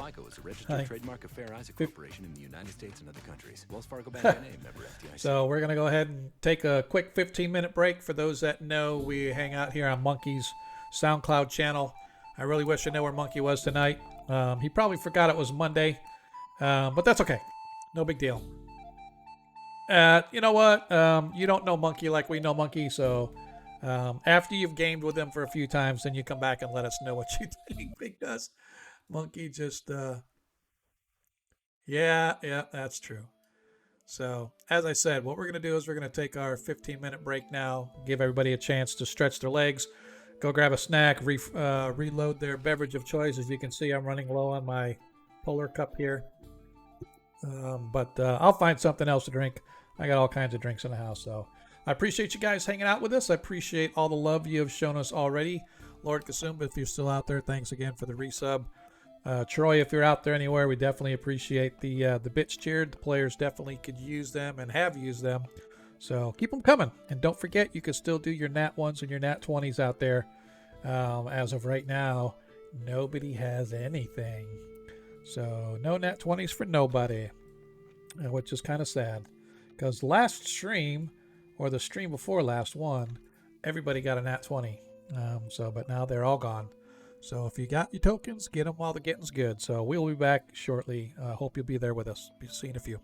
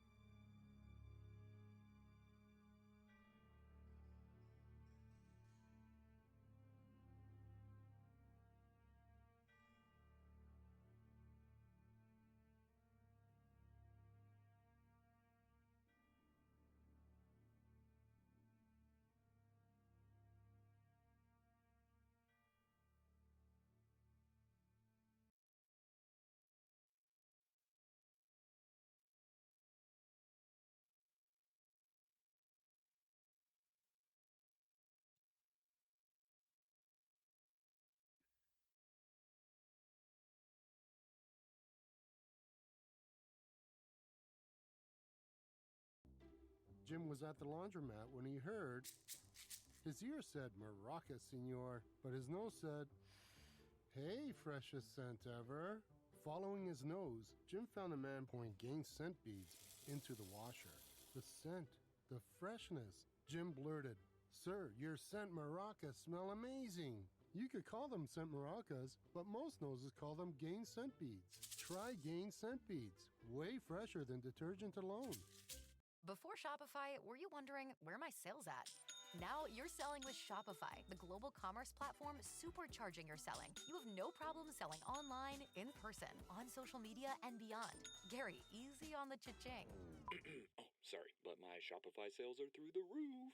Start selling with Shopify today and discover how millions of businesses around the world use Shopify to ignite their selling. Start your free trial today at shopify.com/listen23. Shopify.com/listen23.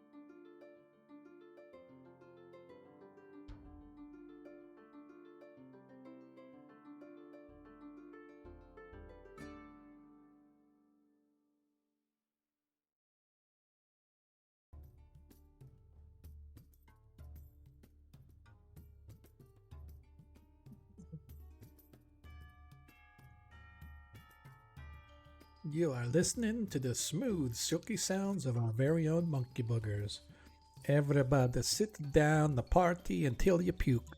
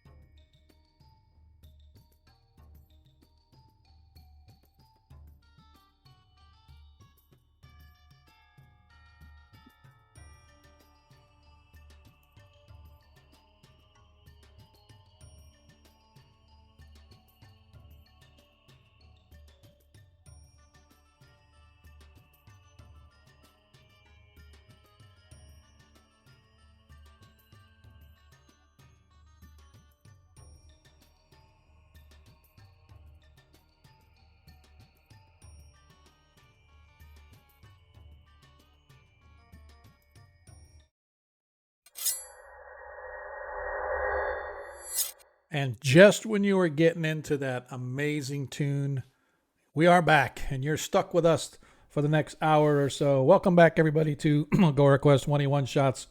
Again, I'm Sean, your host, and again, I bring you together with some of the finest first edition gamers that this channel has to offer. We appreciate you guys hanging out with us.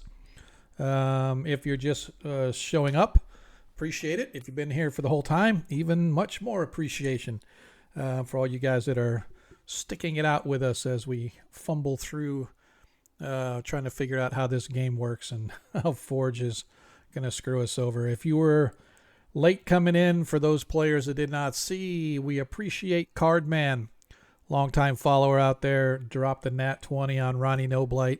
Let's hope that Ronnie gets an opportunity to use it tonight.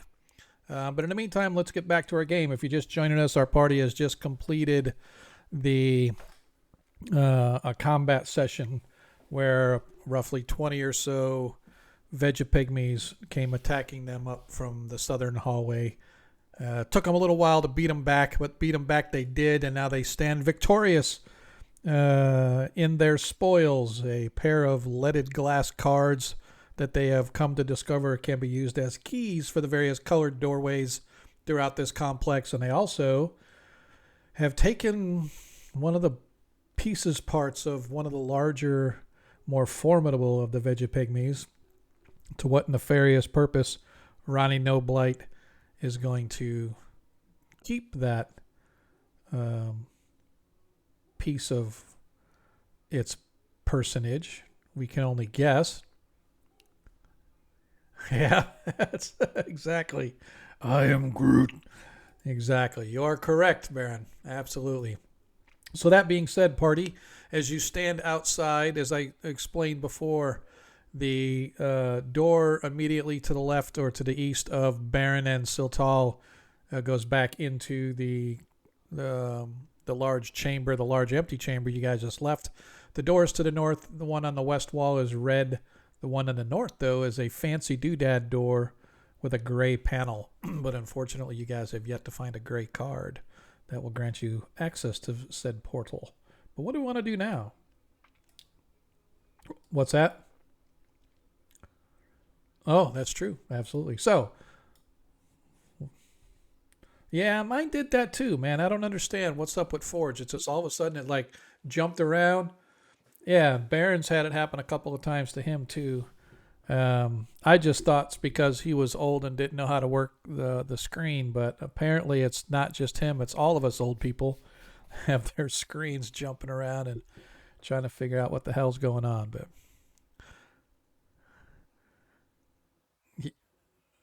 my daughter's going to be 24 years old. Yeah, my oldest is 31. Well, my oldest twins are 31, so yeah. I am of the age. Nice. See, so we are all in the same zone. We are all in the same zone. I am a boomer. I am actually at the border of boomer. I was born in 64. So there you go. So okay. All right. We will wait for you as the party determines. Look, while he's gone, everybody run. Oh, I forgot. He's just logging out of there. He's just not doing Discord. Okay. All right. So as you guys stand in this hallway, running to the west, what do we want to do now that we have? That is correct. You have no red card, and now you've discovered you have no gray card either. Kind of world my.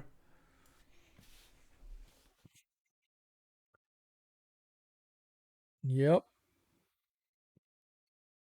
Yes, sir. Yep.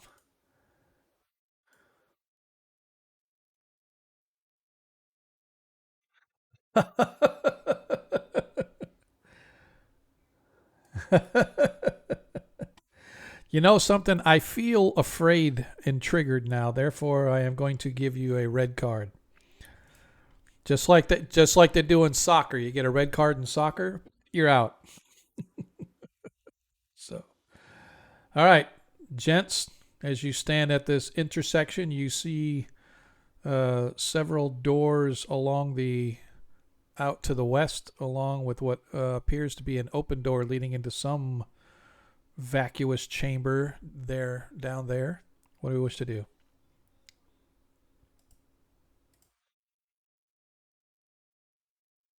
Okay. Yeah. All right. So I shall move those that require movement.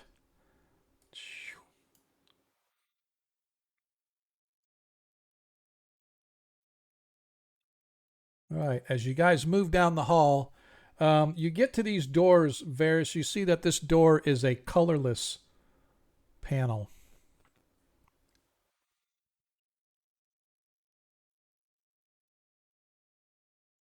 As he opens the door and inside, you can see that it is, oops, it's about 15 feet wide, give or take, 20, 30 feet long, a long or a narrow, long chamber.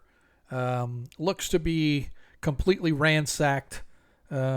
Anything that may have been of value at any one time looks to have been removed or shredded, or again, it looks like the Vegapygmies had a field day in this place because it was probably something they could access easily. Um, but yes, okay, all right. Yep, absolutely. So Ronnie finds nothing. I will roll for. Uh, do we have it on its abilities? Secret door? No, we don't. There we are. Secret door. Well, I guess, yeah, because his is the same. Nope, as he finds nothing either. Searching about the room for, 15, 20 minutes or so. You guys don't find anything of value. This place has long since been looted.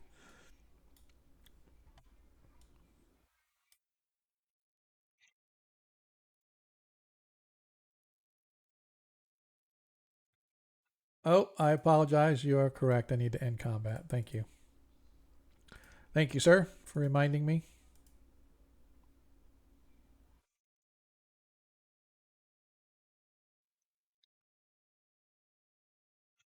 I did, and I put it on the my little dice roll tracker to see who's got what. As you get down to the end of the hall, Varys, you find that both of these doors down at the end of the hall are clear as well. There are no colors on the panel. They're just a flat silvery gray kind of color, but not gray like. Oh.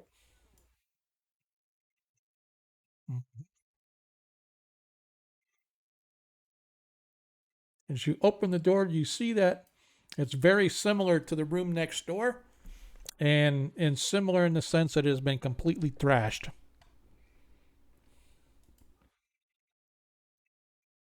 Okay.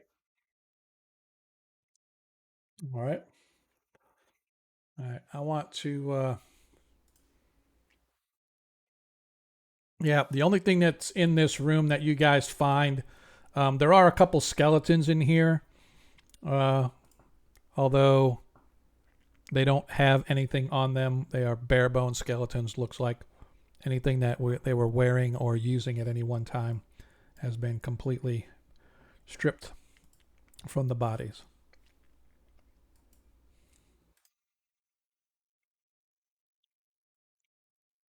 Apparently so, because you have found some of these. Basically, it's about a 3 inch long. Um, Nobody should be in combat anymore. Why is it still showing that? It's about a 3 inch long piece of leaded glass, about a 1/4 inch thick, just wide enough to fit into the slot that sits above the door. And apparently, they are smart enough to have figured them out over time. And just for backstory, these metal caves that you guys have entered were exposed somehow when there was a rock slide happen. It exposed the cave opening into these metal caves. But these metal caves are buried inside the Barrier Peaks Mountains, so they have been here, or these metal caves have been here for thousands and thousands of years, long enough for a mountain to completely grow around it, apparently, or somebody built it into the mountain. But the creatures that you guys have found, the skeletons, they remind you almost to be elf-like, albeit their heads are a little larger and their bodies are a little bigger, but they're not quite human, but they're not quite elf, right? So there's some strange cross in between. So anyway, they're short. They're taller than the Vegapygmies, but they're probably a little bit shorter than the normal human, a little bit taller than the normal elf, I think.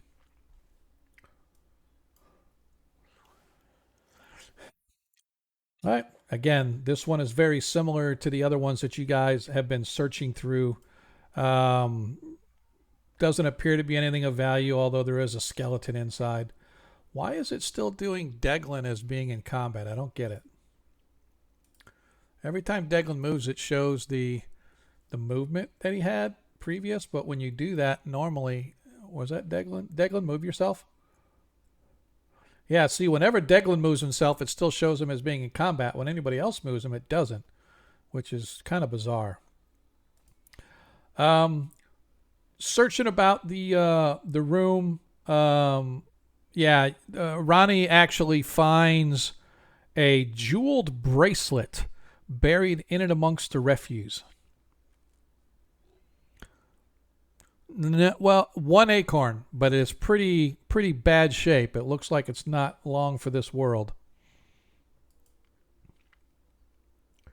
Yes, 1,000 gold.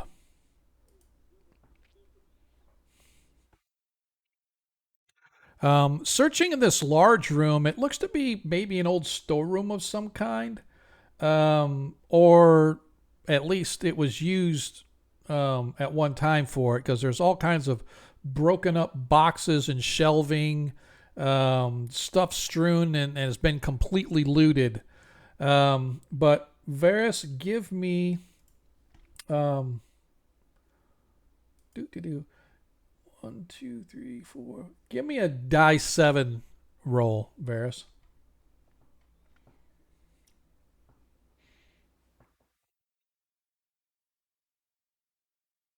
2.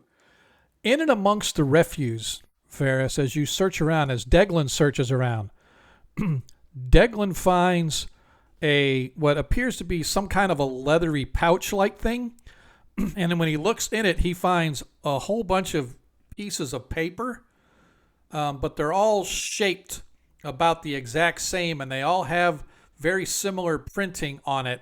They have a strange looking visage of like a portrait of somebody like right in the middle, but it has weird scrawlings all over it.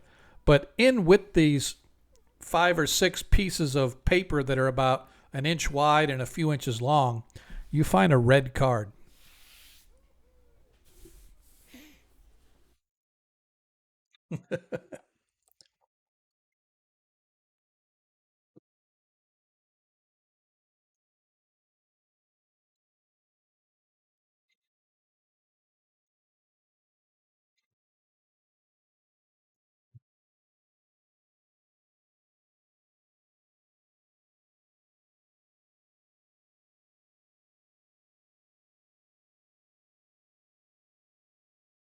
All right.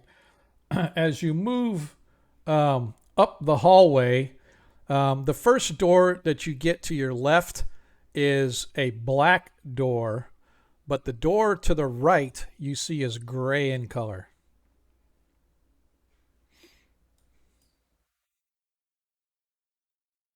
Okay?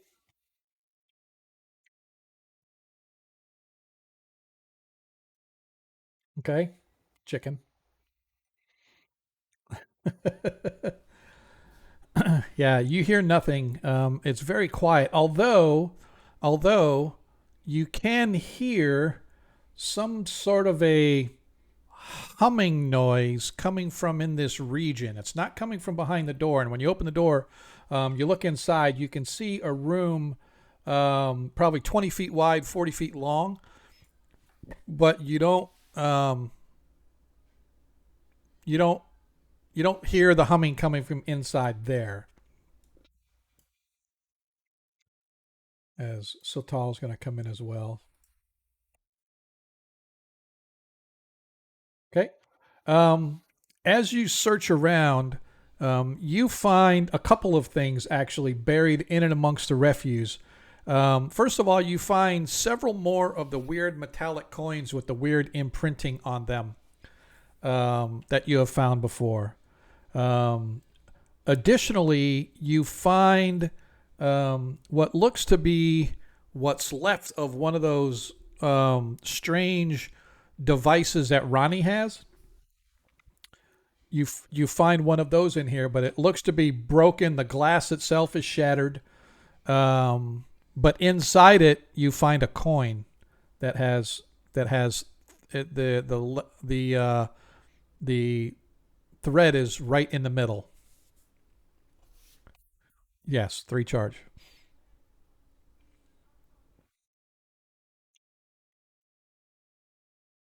Yeah, let me show a picture of that one as well because yeah, let me show a picture of the device. I have to.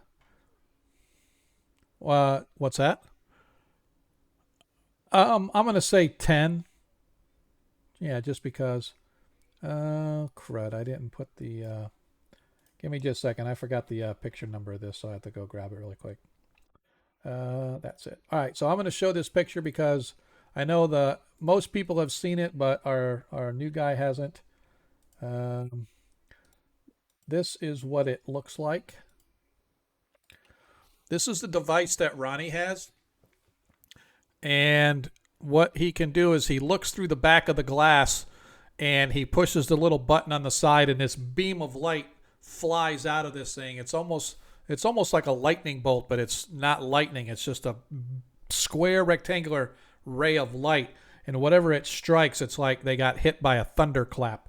Does damage and it shatters armor and shatters shields and stuff. It's like a It is a very strange looking wand.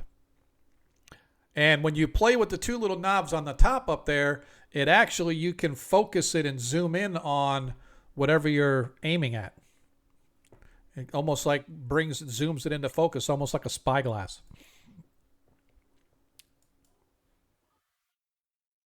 Yes, sir. All right. Yes, sir. All right. As you guys enter back into the hall, as I said, the first door that you come to right there is a gray door. The hallway bends, and you can hear the humming coming from the north somewhere.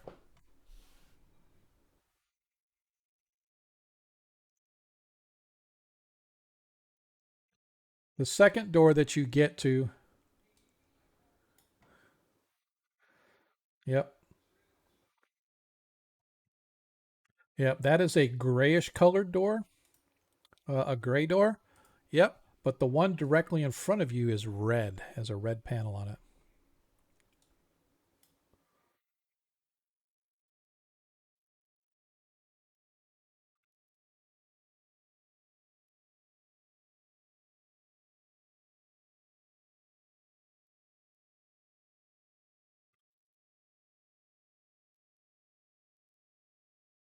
Okay.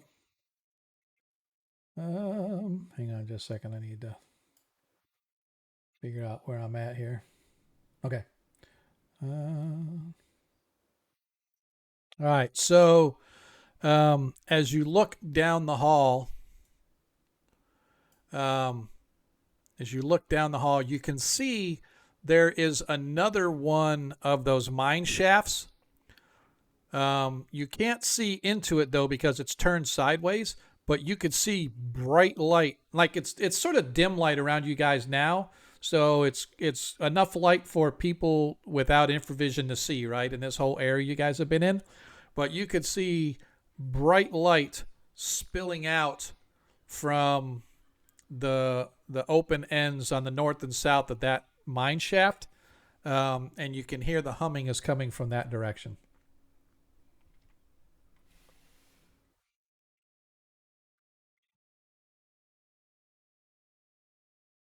Okay. Okay.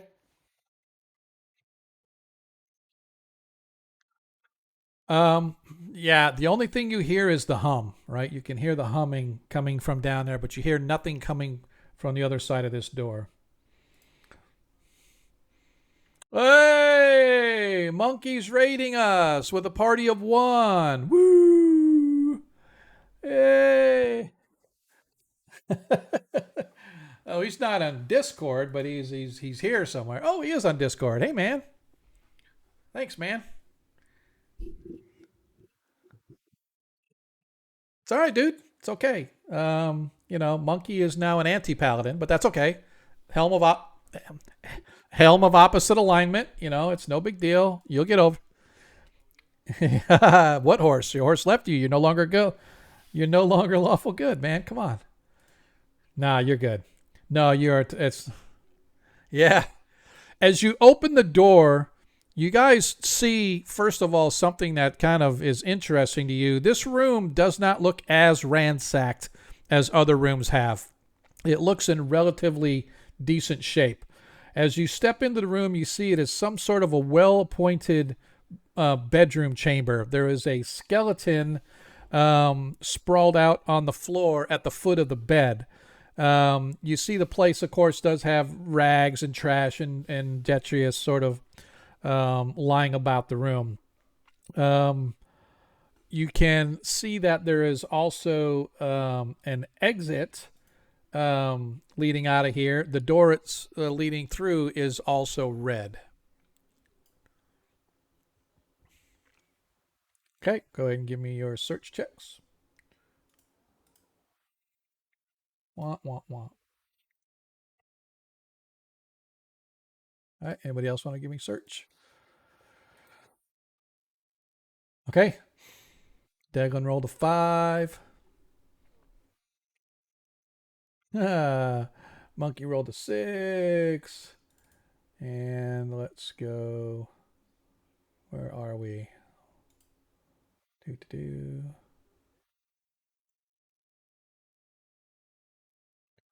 Baron rolled a 6. Satal rolled a 6. And go ahead. I'll let Burley roll. Burley rolls 5. And just Baron, if you want to try to roll. All right.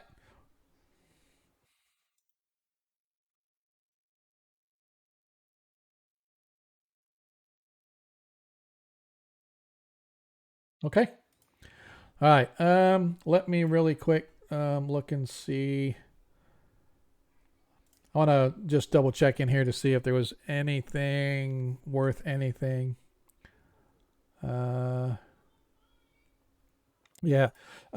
So as you guys sort of search around the room, you don't find anything that appears of value, but you do find a strange device. It's a metal box with several buttons on it, including orange, red, yellow. But at first you think maybe they match the colors of the various cards you have, but then you see there's one that's kind of like an aqua blue and whatnot, right? But it's a strange device. It's give or take maybe about 10 inches to a side. It has, like I said, several buttons. It has a dial, and it has this sort of a metal grill, like right in the front of it. What's that? Oh yeah, it looks like literally does look like a portable intercom box, right? But interesting. But there's like orange and yellow and red buttons on it, a black button, but there's different colored ones too. Um, yeah, yeah. So, and as I said, okay,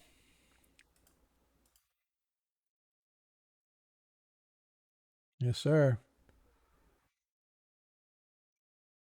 Okay,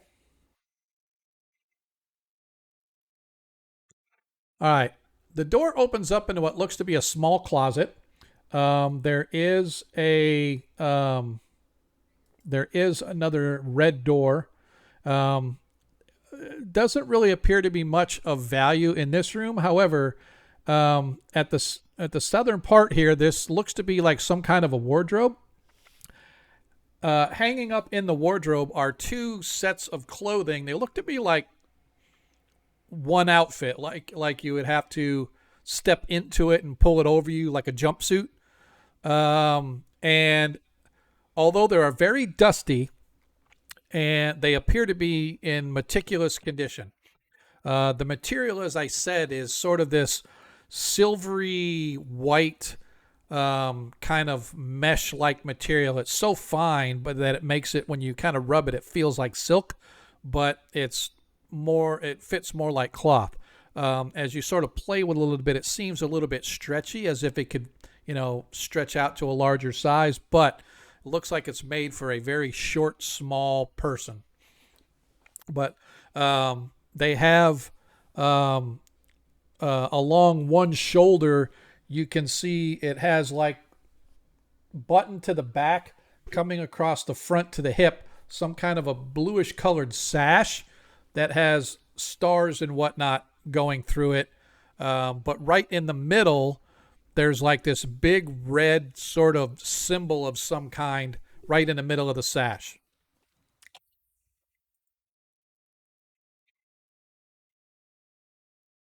Yeah, some kind of insignia you've never seen before, but it's red, and immediately you think that it's the exact same color as the red leaded glass that's used to open this door. Yes.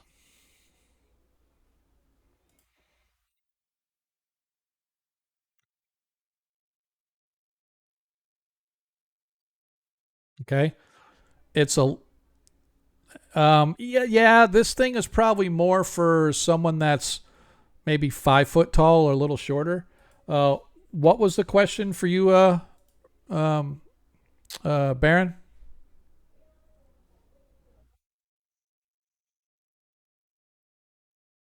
No, no. I'm assuming you're going in with them then. Okay. Yeah. No. It's there's nothing that you guys find in there other than that. It's totally okay. Totally okay, boss. We got you covered. I'll move you around as necessary. Okay. Just put two uniforms. Just put two uniforms with a red symbol on it or whatever.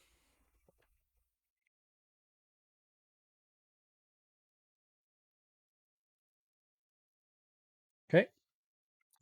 Opening the door, this opens into what looks to be some kind of like an eating area of some kind. You can see there's a couple other exits, one along the south and one along the north wall. Um, doesn't appear to be much in here. You can see that the place itself, again, doesn't look like it has been ransacked at all. It's more or less, I mean, a little bit of ransack, but not too much. Searching about the room, you actually find some interesting things. You find what looks to be a decanter made of some kind of a strange crystal, but it has an amber colored liquid in it, and it sits on a tray with a mirrored bottom and a gold filigree a side edging to it, so it stands up. So if anything slides, it won't slide off the tray. So the tray itself is made of some kind of a mirror material. There's the gold filigree that comes up, forming this little ledge around it, and this crystal decanter with this amber liquid sitting in it. And there are several crystal glasses that are made of the same material as the decanter, sitting by themselves on a shelf in this area.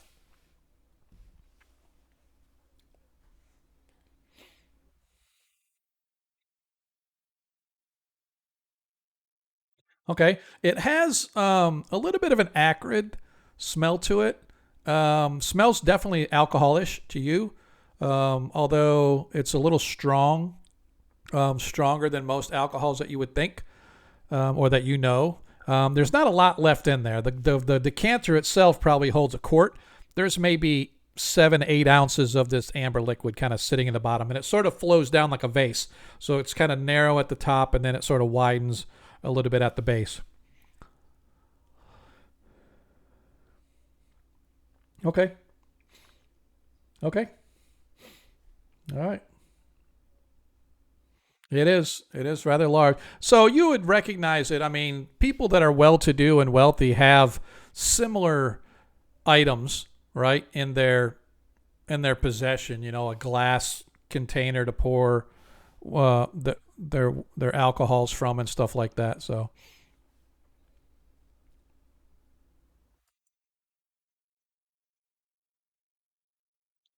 yes, sir.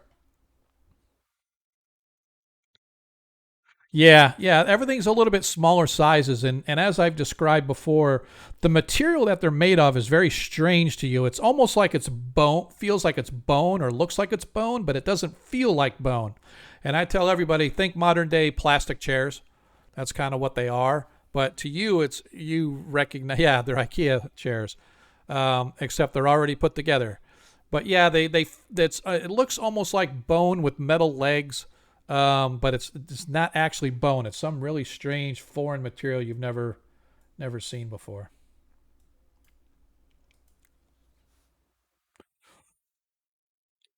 Doesn't look like it, but there is a lot of this broken material and whatnot lying about. So it's quite possible whatever they used for utensils or plates or serving whatever has long since either been destroyed or taken or whatever.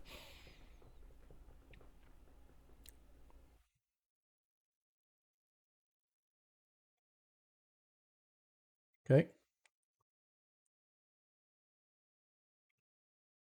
It is, as is the exit door. As you step inside, you see that this looks to be like some sort of an office of some kind. There's a long, cushy couch and a cushy chair at one end. There's a desk with papers and whatnot sort of strewn across it. Although the paper is strange looking to you, you assume it's a paper like material, just because it's in these sheets and stuff like that. So as I said, you can see there's these three chairs in here. You can see a bookcase that has several books, although they look to be deteriorated and molding over time. And the desk itself that you guys can see. Okay. Okay. The tomes themselves don't appear to be too special, and they're in a strange language that you have never seen before. Although Baron is probably pretty sure that he could find a sage that would be. That's true. You can.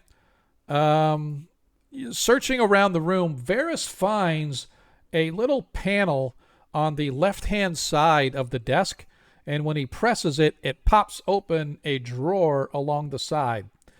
Um, Inside, you can see that there is a small pouch that holds three of those orange colored door keys that you guys have, as well as one of those strange wand devices that Ronnie has.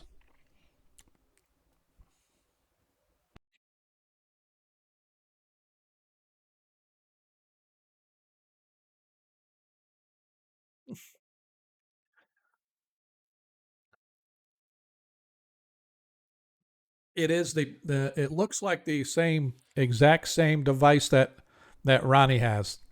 Not yeah, not sure if it's got a coin or not. What what's that? Sorry. Yeah, but again, when you look and you go to check the coin on this one, you pull it out and you see that ash, and the coin itself comes out and it's completely black, and ash kind of pours out of the coin slot.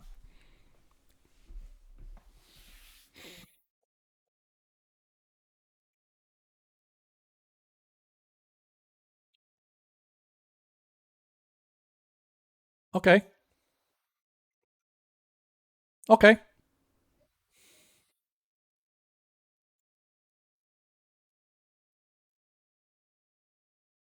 Sure, he can. Absolutely. Okay. Okay. All right. Okay. Okay. Ronnie, as you investigate and you inspect this new device that's exactly duplicate as the one you had, nothing that you can do will make it work, even with the power coin. So, from your knowledge standpoint right now, it's broken.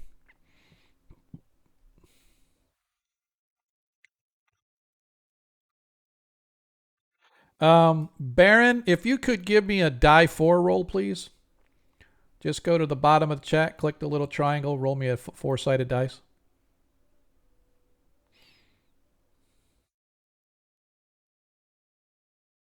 All right.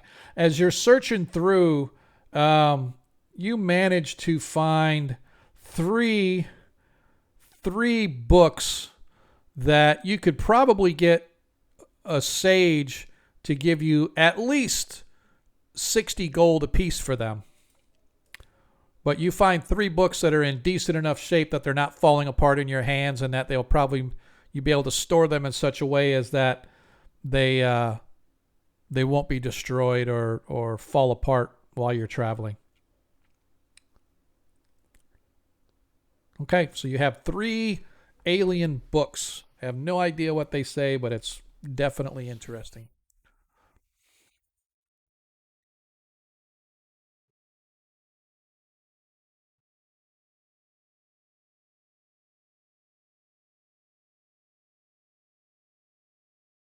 Where to now, my childrens?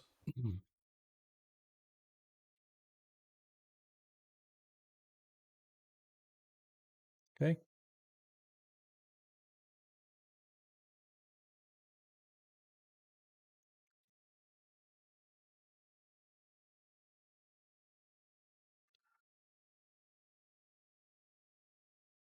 just a second here.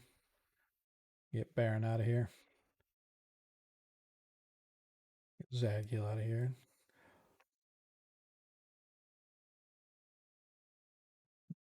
All right. As you guys gather at the door, you find that this is a red door as well. Opening up the door, you can see that there is a skeleton lying on the floor. This appears to be a well appointed apartment space, although it has been looted and trashed, more so than the other apartments you guys just left. It's relatively intact, although, again, some of the cushioning and stuff has been tore apart, etc. But yeah, it's not it's in much better shape than some of the other things that you guys have dealt with, but it's still sort of worn down. Searching through the room, though, Yeah, you guys, you don't really find anything.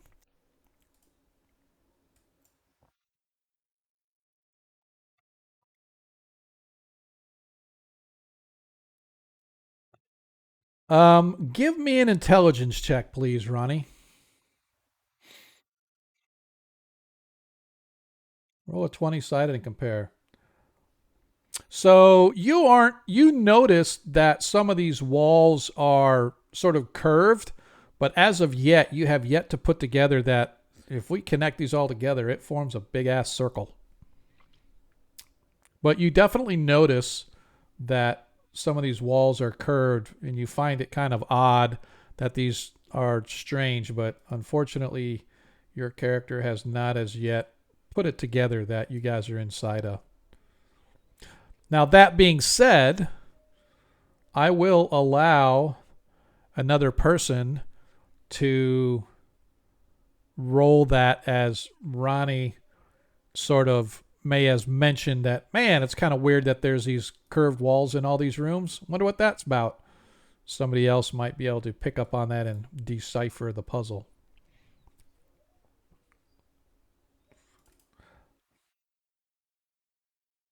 No, you don't. Not intelligence. Oh.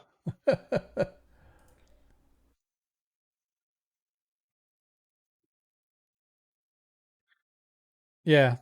Yeah, if you want to roll, you roll a d20 and compare it to your intelligence. If you get your intel. Yeah, that is correct.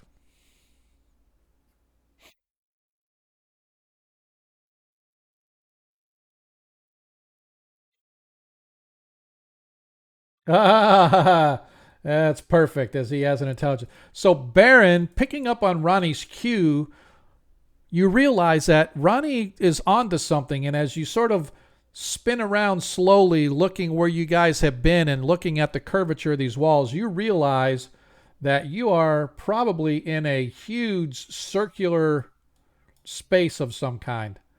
Um, I don't want to tell you how far across it is because um, that would be out. That'd be outside the bounds. But you know, it's got to be hundreds of feet around. If it is a truly a complete circle, it has to have a diameter of hundreds and hundreds of feet. So whoever built this maze of or this complex maze of metallic caves and passages and whatnot really was a technological marvel that the likes that you don't even know exists anywhere today.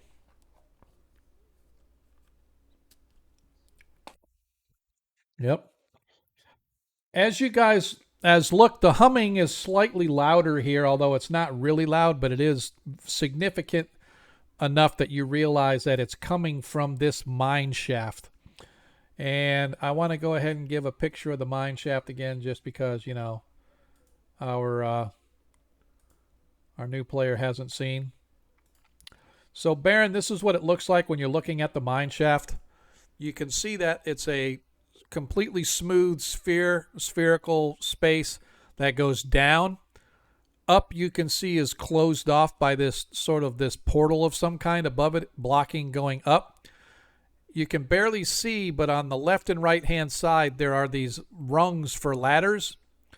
Although they are spaced a little bit further apart now that you look at them. They're spaced farther apart than a normal ladder.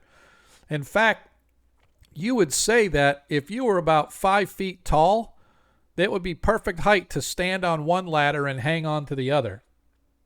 Right? And as you guys look at this one is moving the exact same way the one along the eastern wall was, right? So the eastern one, it was moving, but the shaft itself was dark. All right, but the track with the ladder rungs was moving. The right side was going up, the left side was going down. This one, this one is moving as well, but the shaft itself is brightly lit, and even more so, you would swear, but you can't be sure, that you know what fairy fire looks like, right? It's like this little twinkling almost of fairy dust inside this lit shaft of some kind.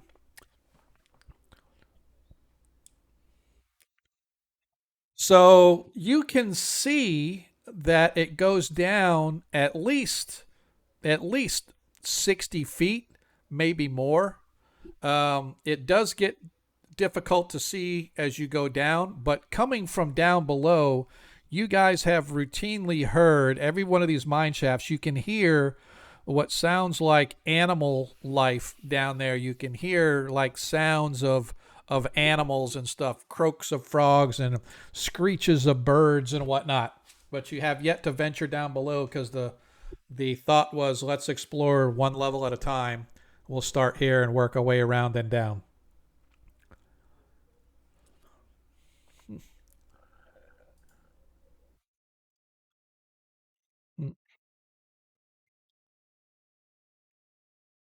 As you approach, you see that the door. Oops, sorry. Let me let me grab that real quick. All of these doors that you see before you are violet in color. This one right here, this one right here.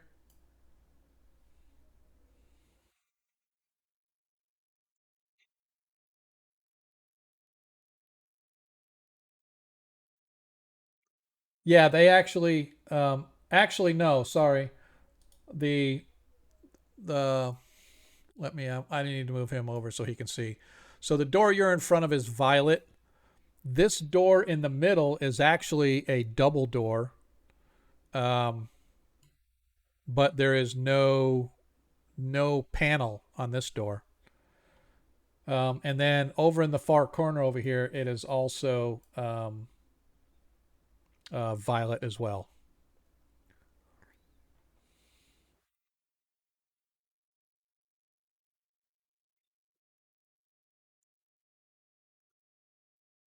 Pay attention, man. Yeah.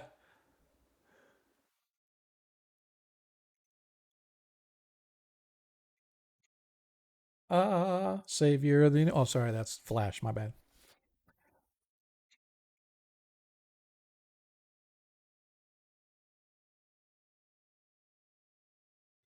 Yes. So they're not really. It's think of dust floating in the air, and that's kind of what it looks like. So they look like they're kind of moving, but to you, they look like they're sort of not really falling. They're just sort of suspended and kind of moving, maybe with the breeze or something, just very lightly. But the dust itself looks like it's just sort of floating there. So you guys are you detect no evil. Oh well, except yourself because you're an anti-paladin now.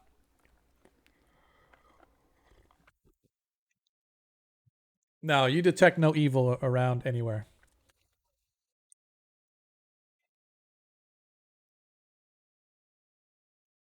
Okay. Yeah, it's quiet.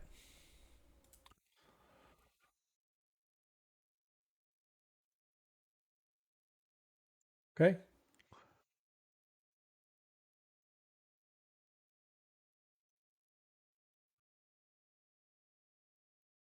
Hmm.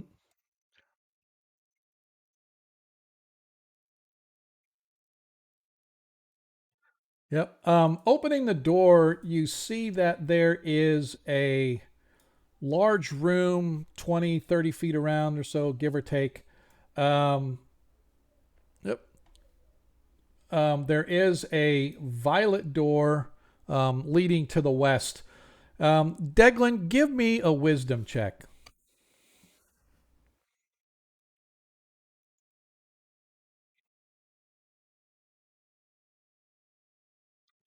As you look around, you can see refuse very similar to the room that you guys came into when you first came in, and then you found a violet key and went back to go to the entry room.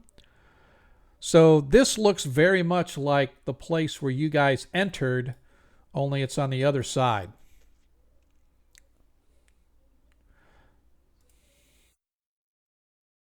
Maybe? Not for sure. Ronnie, as you search around, you find a violet card in and amongst the refuse.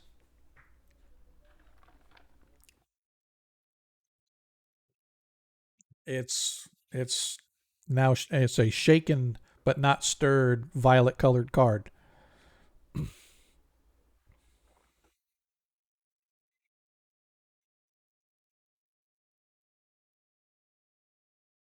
They're violet. You open the door, you can see that it goes into a room that's about 20 feet wide by 20 feet long.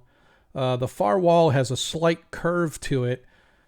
The doors to the south form so seamlessly you can't even hardly see the seam of the door. But on the other side, you know it's a double door. But on this side, it's so seamless as to look like not even air could get through it.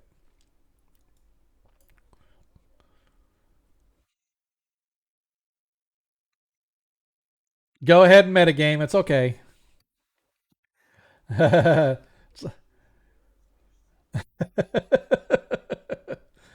A violet door greets you on the other side, and on the other side, you find the twin of the room that you guys just left. With a hmm? not that not that you guys have found. No, searching around inside, you find Varys another one of those power coins fully charged. Other than that, you guys find nothing else in the chamber.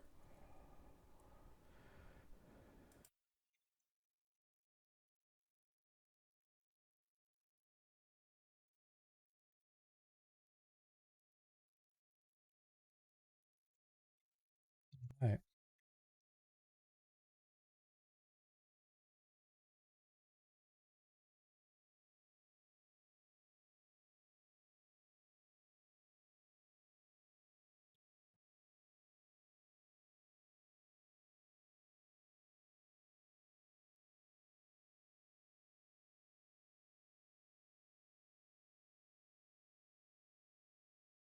Okay.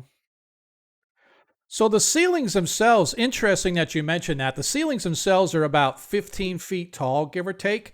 They appear to be just a complete mismatch of piping and tubing and, for lack of a better term, cable runs running throughout the whole ceiling. As you as you look down to the end of the hallway from where you're at, even in the dim light, you can see there's some sort of twinkling lights. Now, these doors here that you guys see going along this passage, along the north wall, these doors are all violet doors. Like this is a violet door. This looks to have a violet. This one right here by you does not appear to have any color at all. But as you look down, you can see there's the hallway turns to the south, but there's some sort of strange twinkling light going on down there.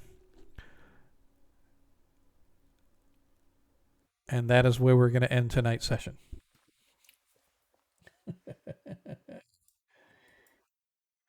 I like it. As since Baron was locked in the room, he couldn't get out. All right, I am going to hold the game right there. So I appreciate. Nice. Sad Killer Righteous is off on his horse and he's out of here. I appreciate everybody that has been hanging out with us since we started tonight. Again, I apologize. We did have a little bit of a sort of some technical stuff going on, but you know what? We got it all covered. Thank goodness that the Forge started acting properly for our new guy. So we definitely appreciate Baron coming in. And by the way, if you guys have not seen him, then I want everybody to welcome our new guy, Daft Fully, or Daft Fully, however you want to pronounce it. I just call him Daft.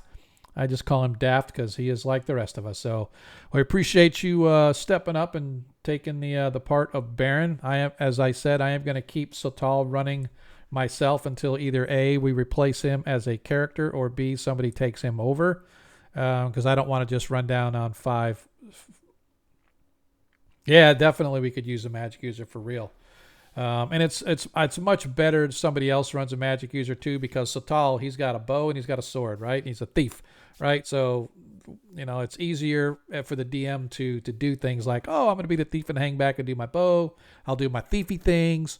But when it comes to magic users, a little more nuance to it and stuff. So I will allow you to kind of run that. But I hope everybody enjoyed tonight's session. We've kicked over to the after party. If you guys want to join us, feel free, join us down in the Discord as we head to the after party. For those that actually have to bail, we appreciate you guys gaming with us tonight. I know, Lando, you usually have to bail a little early. That's totally okay. Ronnie, I know you always bail a little early. It's totally okay. Go enjoy your dogs. We will be streaming next Monday. There is not going to be a stream Friday. Normally that's our 5th edition game. Monkey, do you hear that? There is no game Friday. Because I got voluntold that, not really voluntold, I really wanted to go and I have to go watch the Barbie movie because it's my daughter's birthday and she's having a Barbie type thing. So that's her thing. Totally okay. She asked if I would go. I can't say no. She is my daughter. So, what I am going to try to do though, is if we can't stream this Friday, I'm going to talk to the players. We have an alternating schedule because it meets everybody's schedule really well, but sometimes the players are able to do back-to-back. So I'm going to say if they can't do this Friday, if they would want to do the following Friday and then back on schedule with the Friday after that. But we'll work it out regardless, just so you know, if you follow our 5e game, unfortunately, we're not going to be here on this coming Friday. So that being said, players, if you have to bail, if not, I'm going to hang out here in the after party for a little bit, figure out who we want to raid. Daft, I hope your first session, even though it started out a little kludgy and a little clunky, trying to get things worked out. Hopefully, nice. I like it. Yeah.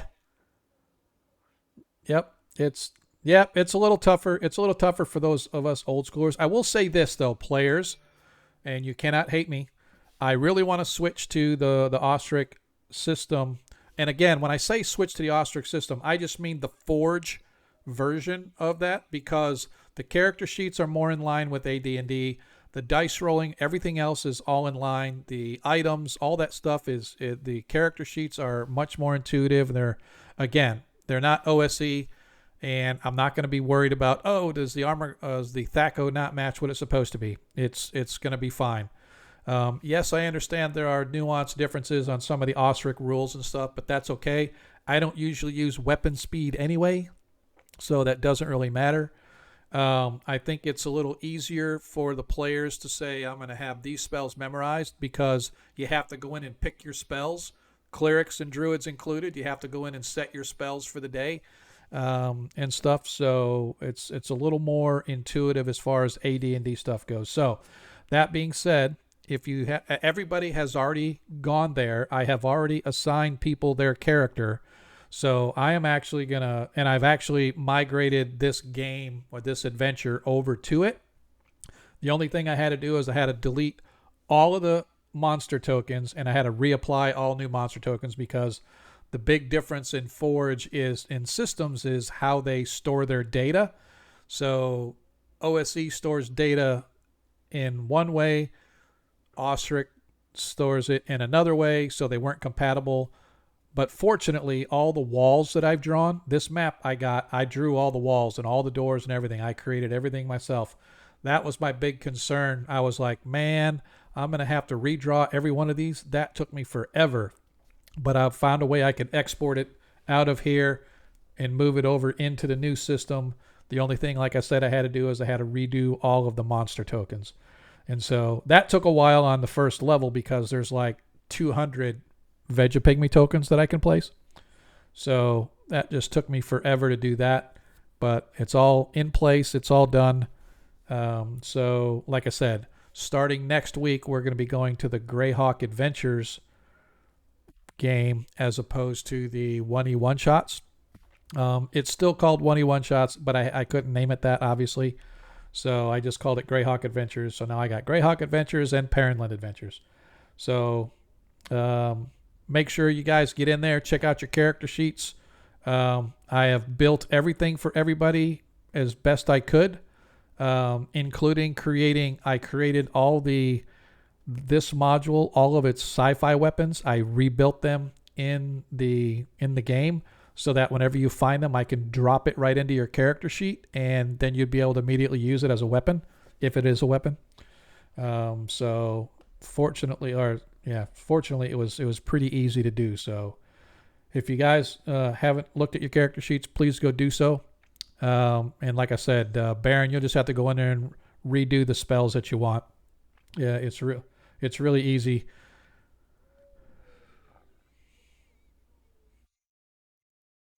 So typically, I'll be honest with you, I know normally when we game, we try to get to a place of rest. But when we do this online and streaming, I can't keep going till midnight, 1 o'clock till players find a place to sleep. Yep. Yep.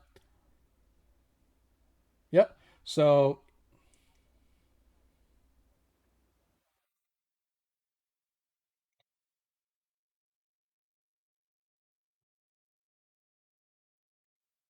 yes. Yeah, in game, well, yeah. So right now, if you look, and if you're still in the Forge, if you look on the bottom left hand, and it's weird that it says Sunday. It's just not using the right calendar.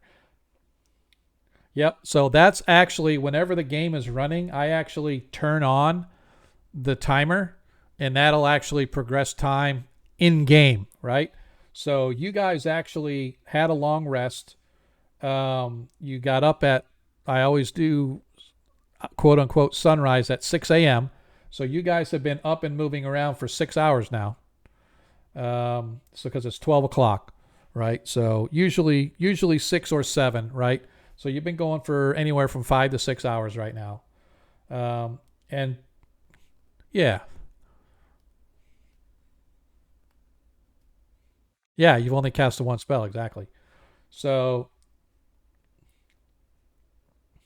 yep, yep, totally get it. And so again, and usually we don't like stop the game where they're doing a long rest or some kind of a rest. Usually it's like, okay, here's a good stopping point. Here's a cliffhanger that I can throw at you. Oh, we see these lights at the end of the tunnel. What is that? Do we ignore it? Do we go do something else? But this was a good stopping point for me because depending upon the party's decision on where they go or what they're going to do, a combat could ensue or some encounter or some situation, and I don't want to drag the game out past 11:30. So, yep. So whenever I get in around 11 o'clock or so, depending upon how the game's going, we'll either go to 11 or 11:30ish or so. And every time at the end of the game, I always hang around for another 10, 15, 20 minutes or whatever for anybody who wants to hang out and shoot the breeze. And so that's what I'm doing now. And then we decide or try to figure out who do we want to raid. And if you're not familiar with that term on Twitch, you can take your group and go to pull everybody along with you to another channel so we can bring, I think when we were closing down last week, we had like 8 or 10 people or something like that. We brought over to another channel and we brought them with us. Usually I go over to Darling Creek Show just because she's a follower of us, and I love her stream. So yep, save that 20 DM. We did not get the combat for me to use it. Too bad, so sad. That's why I tell everybody to get them in the beginning of the game. Oh yeah, I'm sure there are. I am quite sure there are. There's all kinds of games. All you have to do is go on Twitch and do a search for people that are. Oh, is that right? Yeah. So I don't know for sure. I mean, you can go to a lot of the game channels and stuff and say, hey, does anybody play this? Does anybody play that? I'm trying to get a game of this going or whatever. But I don't really have the answer. And a lot of times you don't have to do it on Twitch. Like originally we were going to do this. I was just going to do it on Discord. And then I started watching some of the Twitch things. I'm like, you know what, that'd be kind of fun. I don't require or ask anybody to be on camera. It's just me on camera. That's fine. But I have character portraits that we do. Back in the day, before some Twitch update or some OBS Studio update broke I have a script that was on in OBS, and whenever the person was talking, it would light up their character. So everybody knew when you were talking, they could put the face to the voice, right? So they would see your character light up and they say, oh, it's Baron talking. That's who it is, right? So I just need to figure out how to get that fixed. Yeah. So he, again, if you want a different character portrait, I'm just saying, we can get with Monkey, because Monkey has done all of our character portraits. So if you want a new character portrait, just talk to Monkey. I'm sure that he could find time in his busy day to kind of check it out. And then, oh, that's not demands at all. Monkey loves doing all this stuff, because Monkey's always trying to get me to give him stuff. So, all right. So anyway, I am going to figure out who we're going to, probably just going to bounce over to Darling. We've only got a couple people out there watching still. I appreciate you guys hanging out with us. But let's see who we got. Let's see. It's interesting because when I look on OBS, it's like, yeah, you got like 2 or 3 people or 6 people or 10 people. And then I look in stream on my stream deck, it's like, yeah, you got like 30 people out there watching. I'm like, I do? Okay, that's kind of cool. So I just need to find out who we want to raid. So let's see who's out there. Yeah, if he wants to. You don't have to if you want.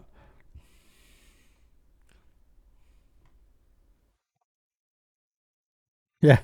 Well, like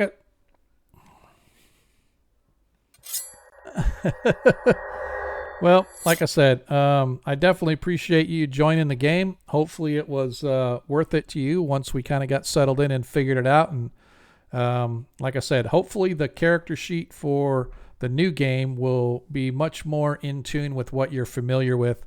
If you haven't already seen it, just go check out your character sheet out there. I've got all your... What's that? Okay. Well, yeah, what I'm just saying, though, if you go to, when we get to the game itself, when you get into Forge, it has the character sheet. That's what I'm talking about in there, because in order to cast a spell, yeah, you can keep track on your own personal character sheet. That's fine. I know Ronnie does the exact same thing, but we still have to track things in the game, like it tracks your hit points, it tracks what spells you've used, et cetera, right? Because we have to be able to track that in the game, because the game has a lot of like underlying tools that say, oh, this hit and it automatically applies damage, or oh, you get a saving throw for this, or don't forget to do that, or whatever, you know. So there's a lot of built-in things that it does. So that when I say character sheet, I'm not talking about the personal character sheet that you're keeping for yourself. I'm talking about in the game. And like I said, it's a little more AD&D friendly, so that, you know, oh, this looks like an AD&D character sheet, and I go here and there's my spells and poof. You know, I just think it's much better layout than the old school essentials. Yeah, exactly. So anyway, guys, definitely appreciate it.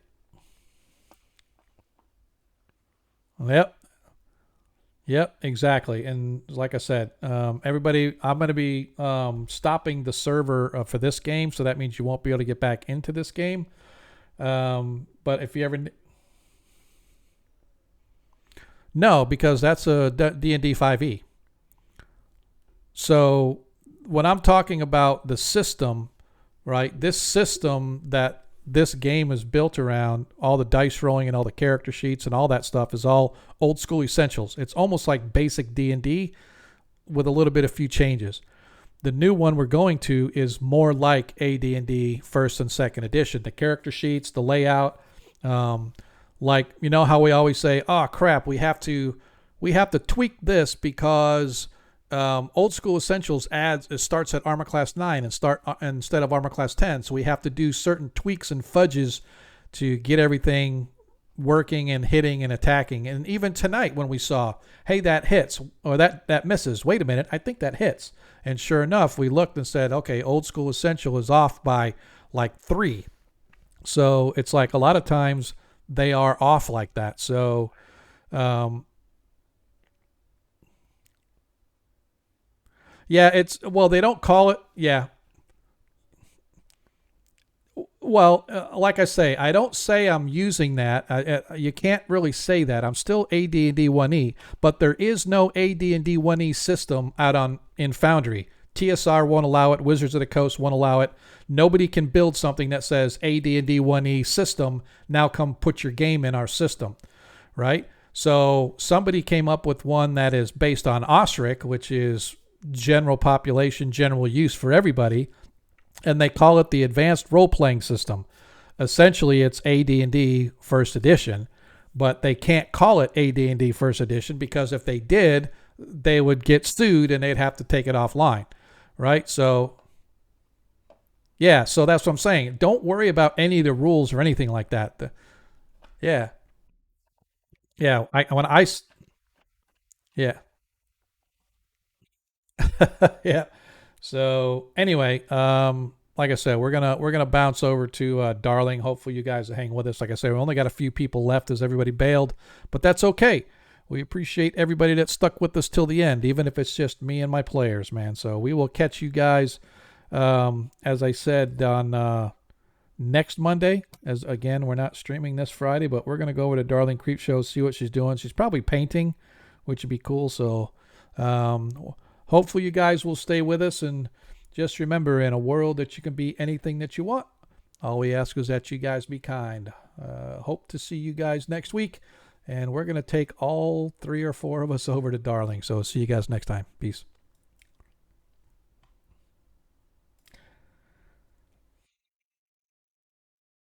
And well, it went to her, but it looks like it didn't move. Didn't move me anyway. Probably didn't have enough people. All right, let's go. Let's go. I know it didn't send us over there. It says I'm not. Pissed me off.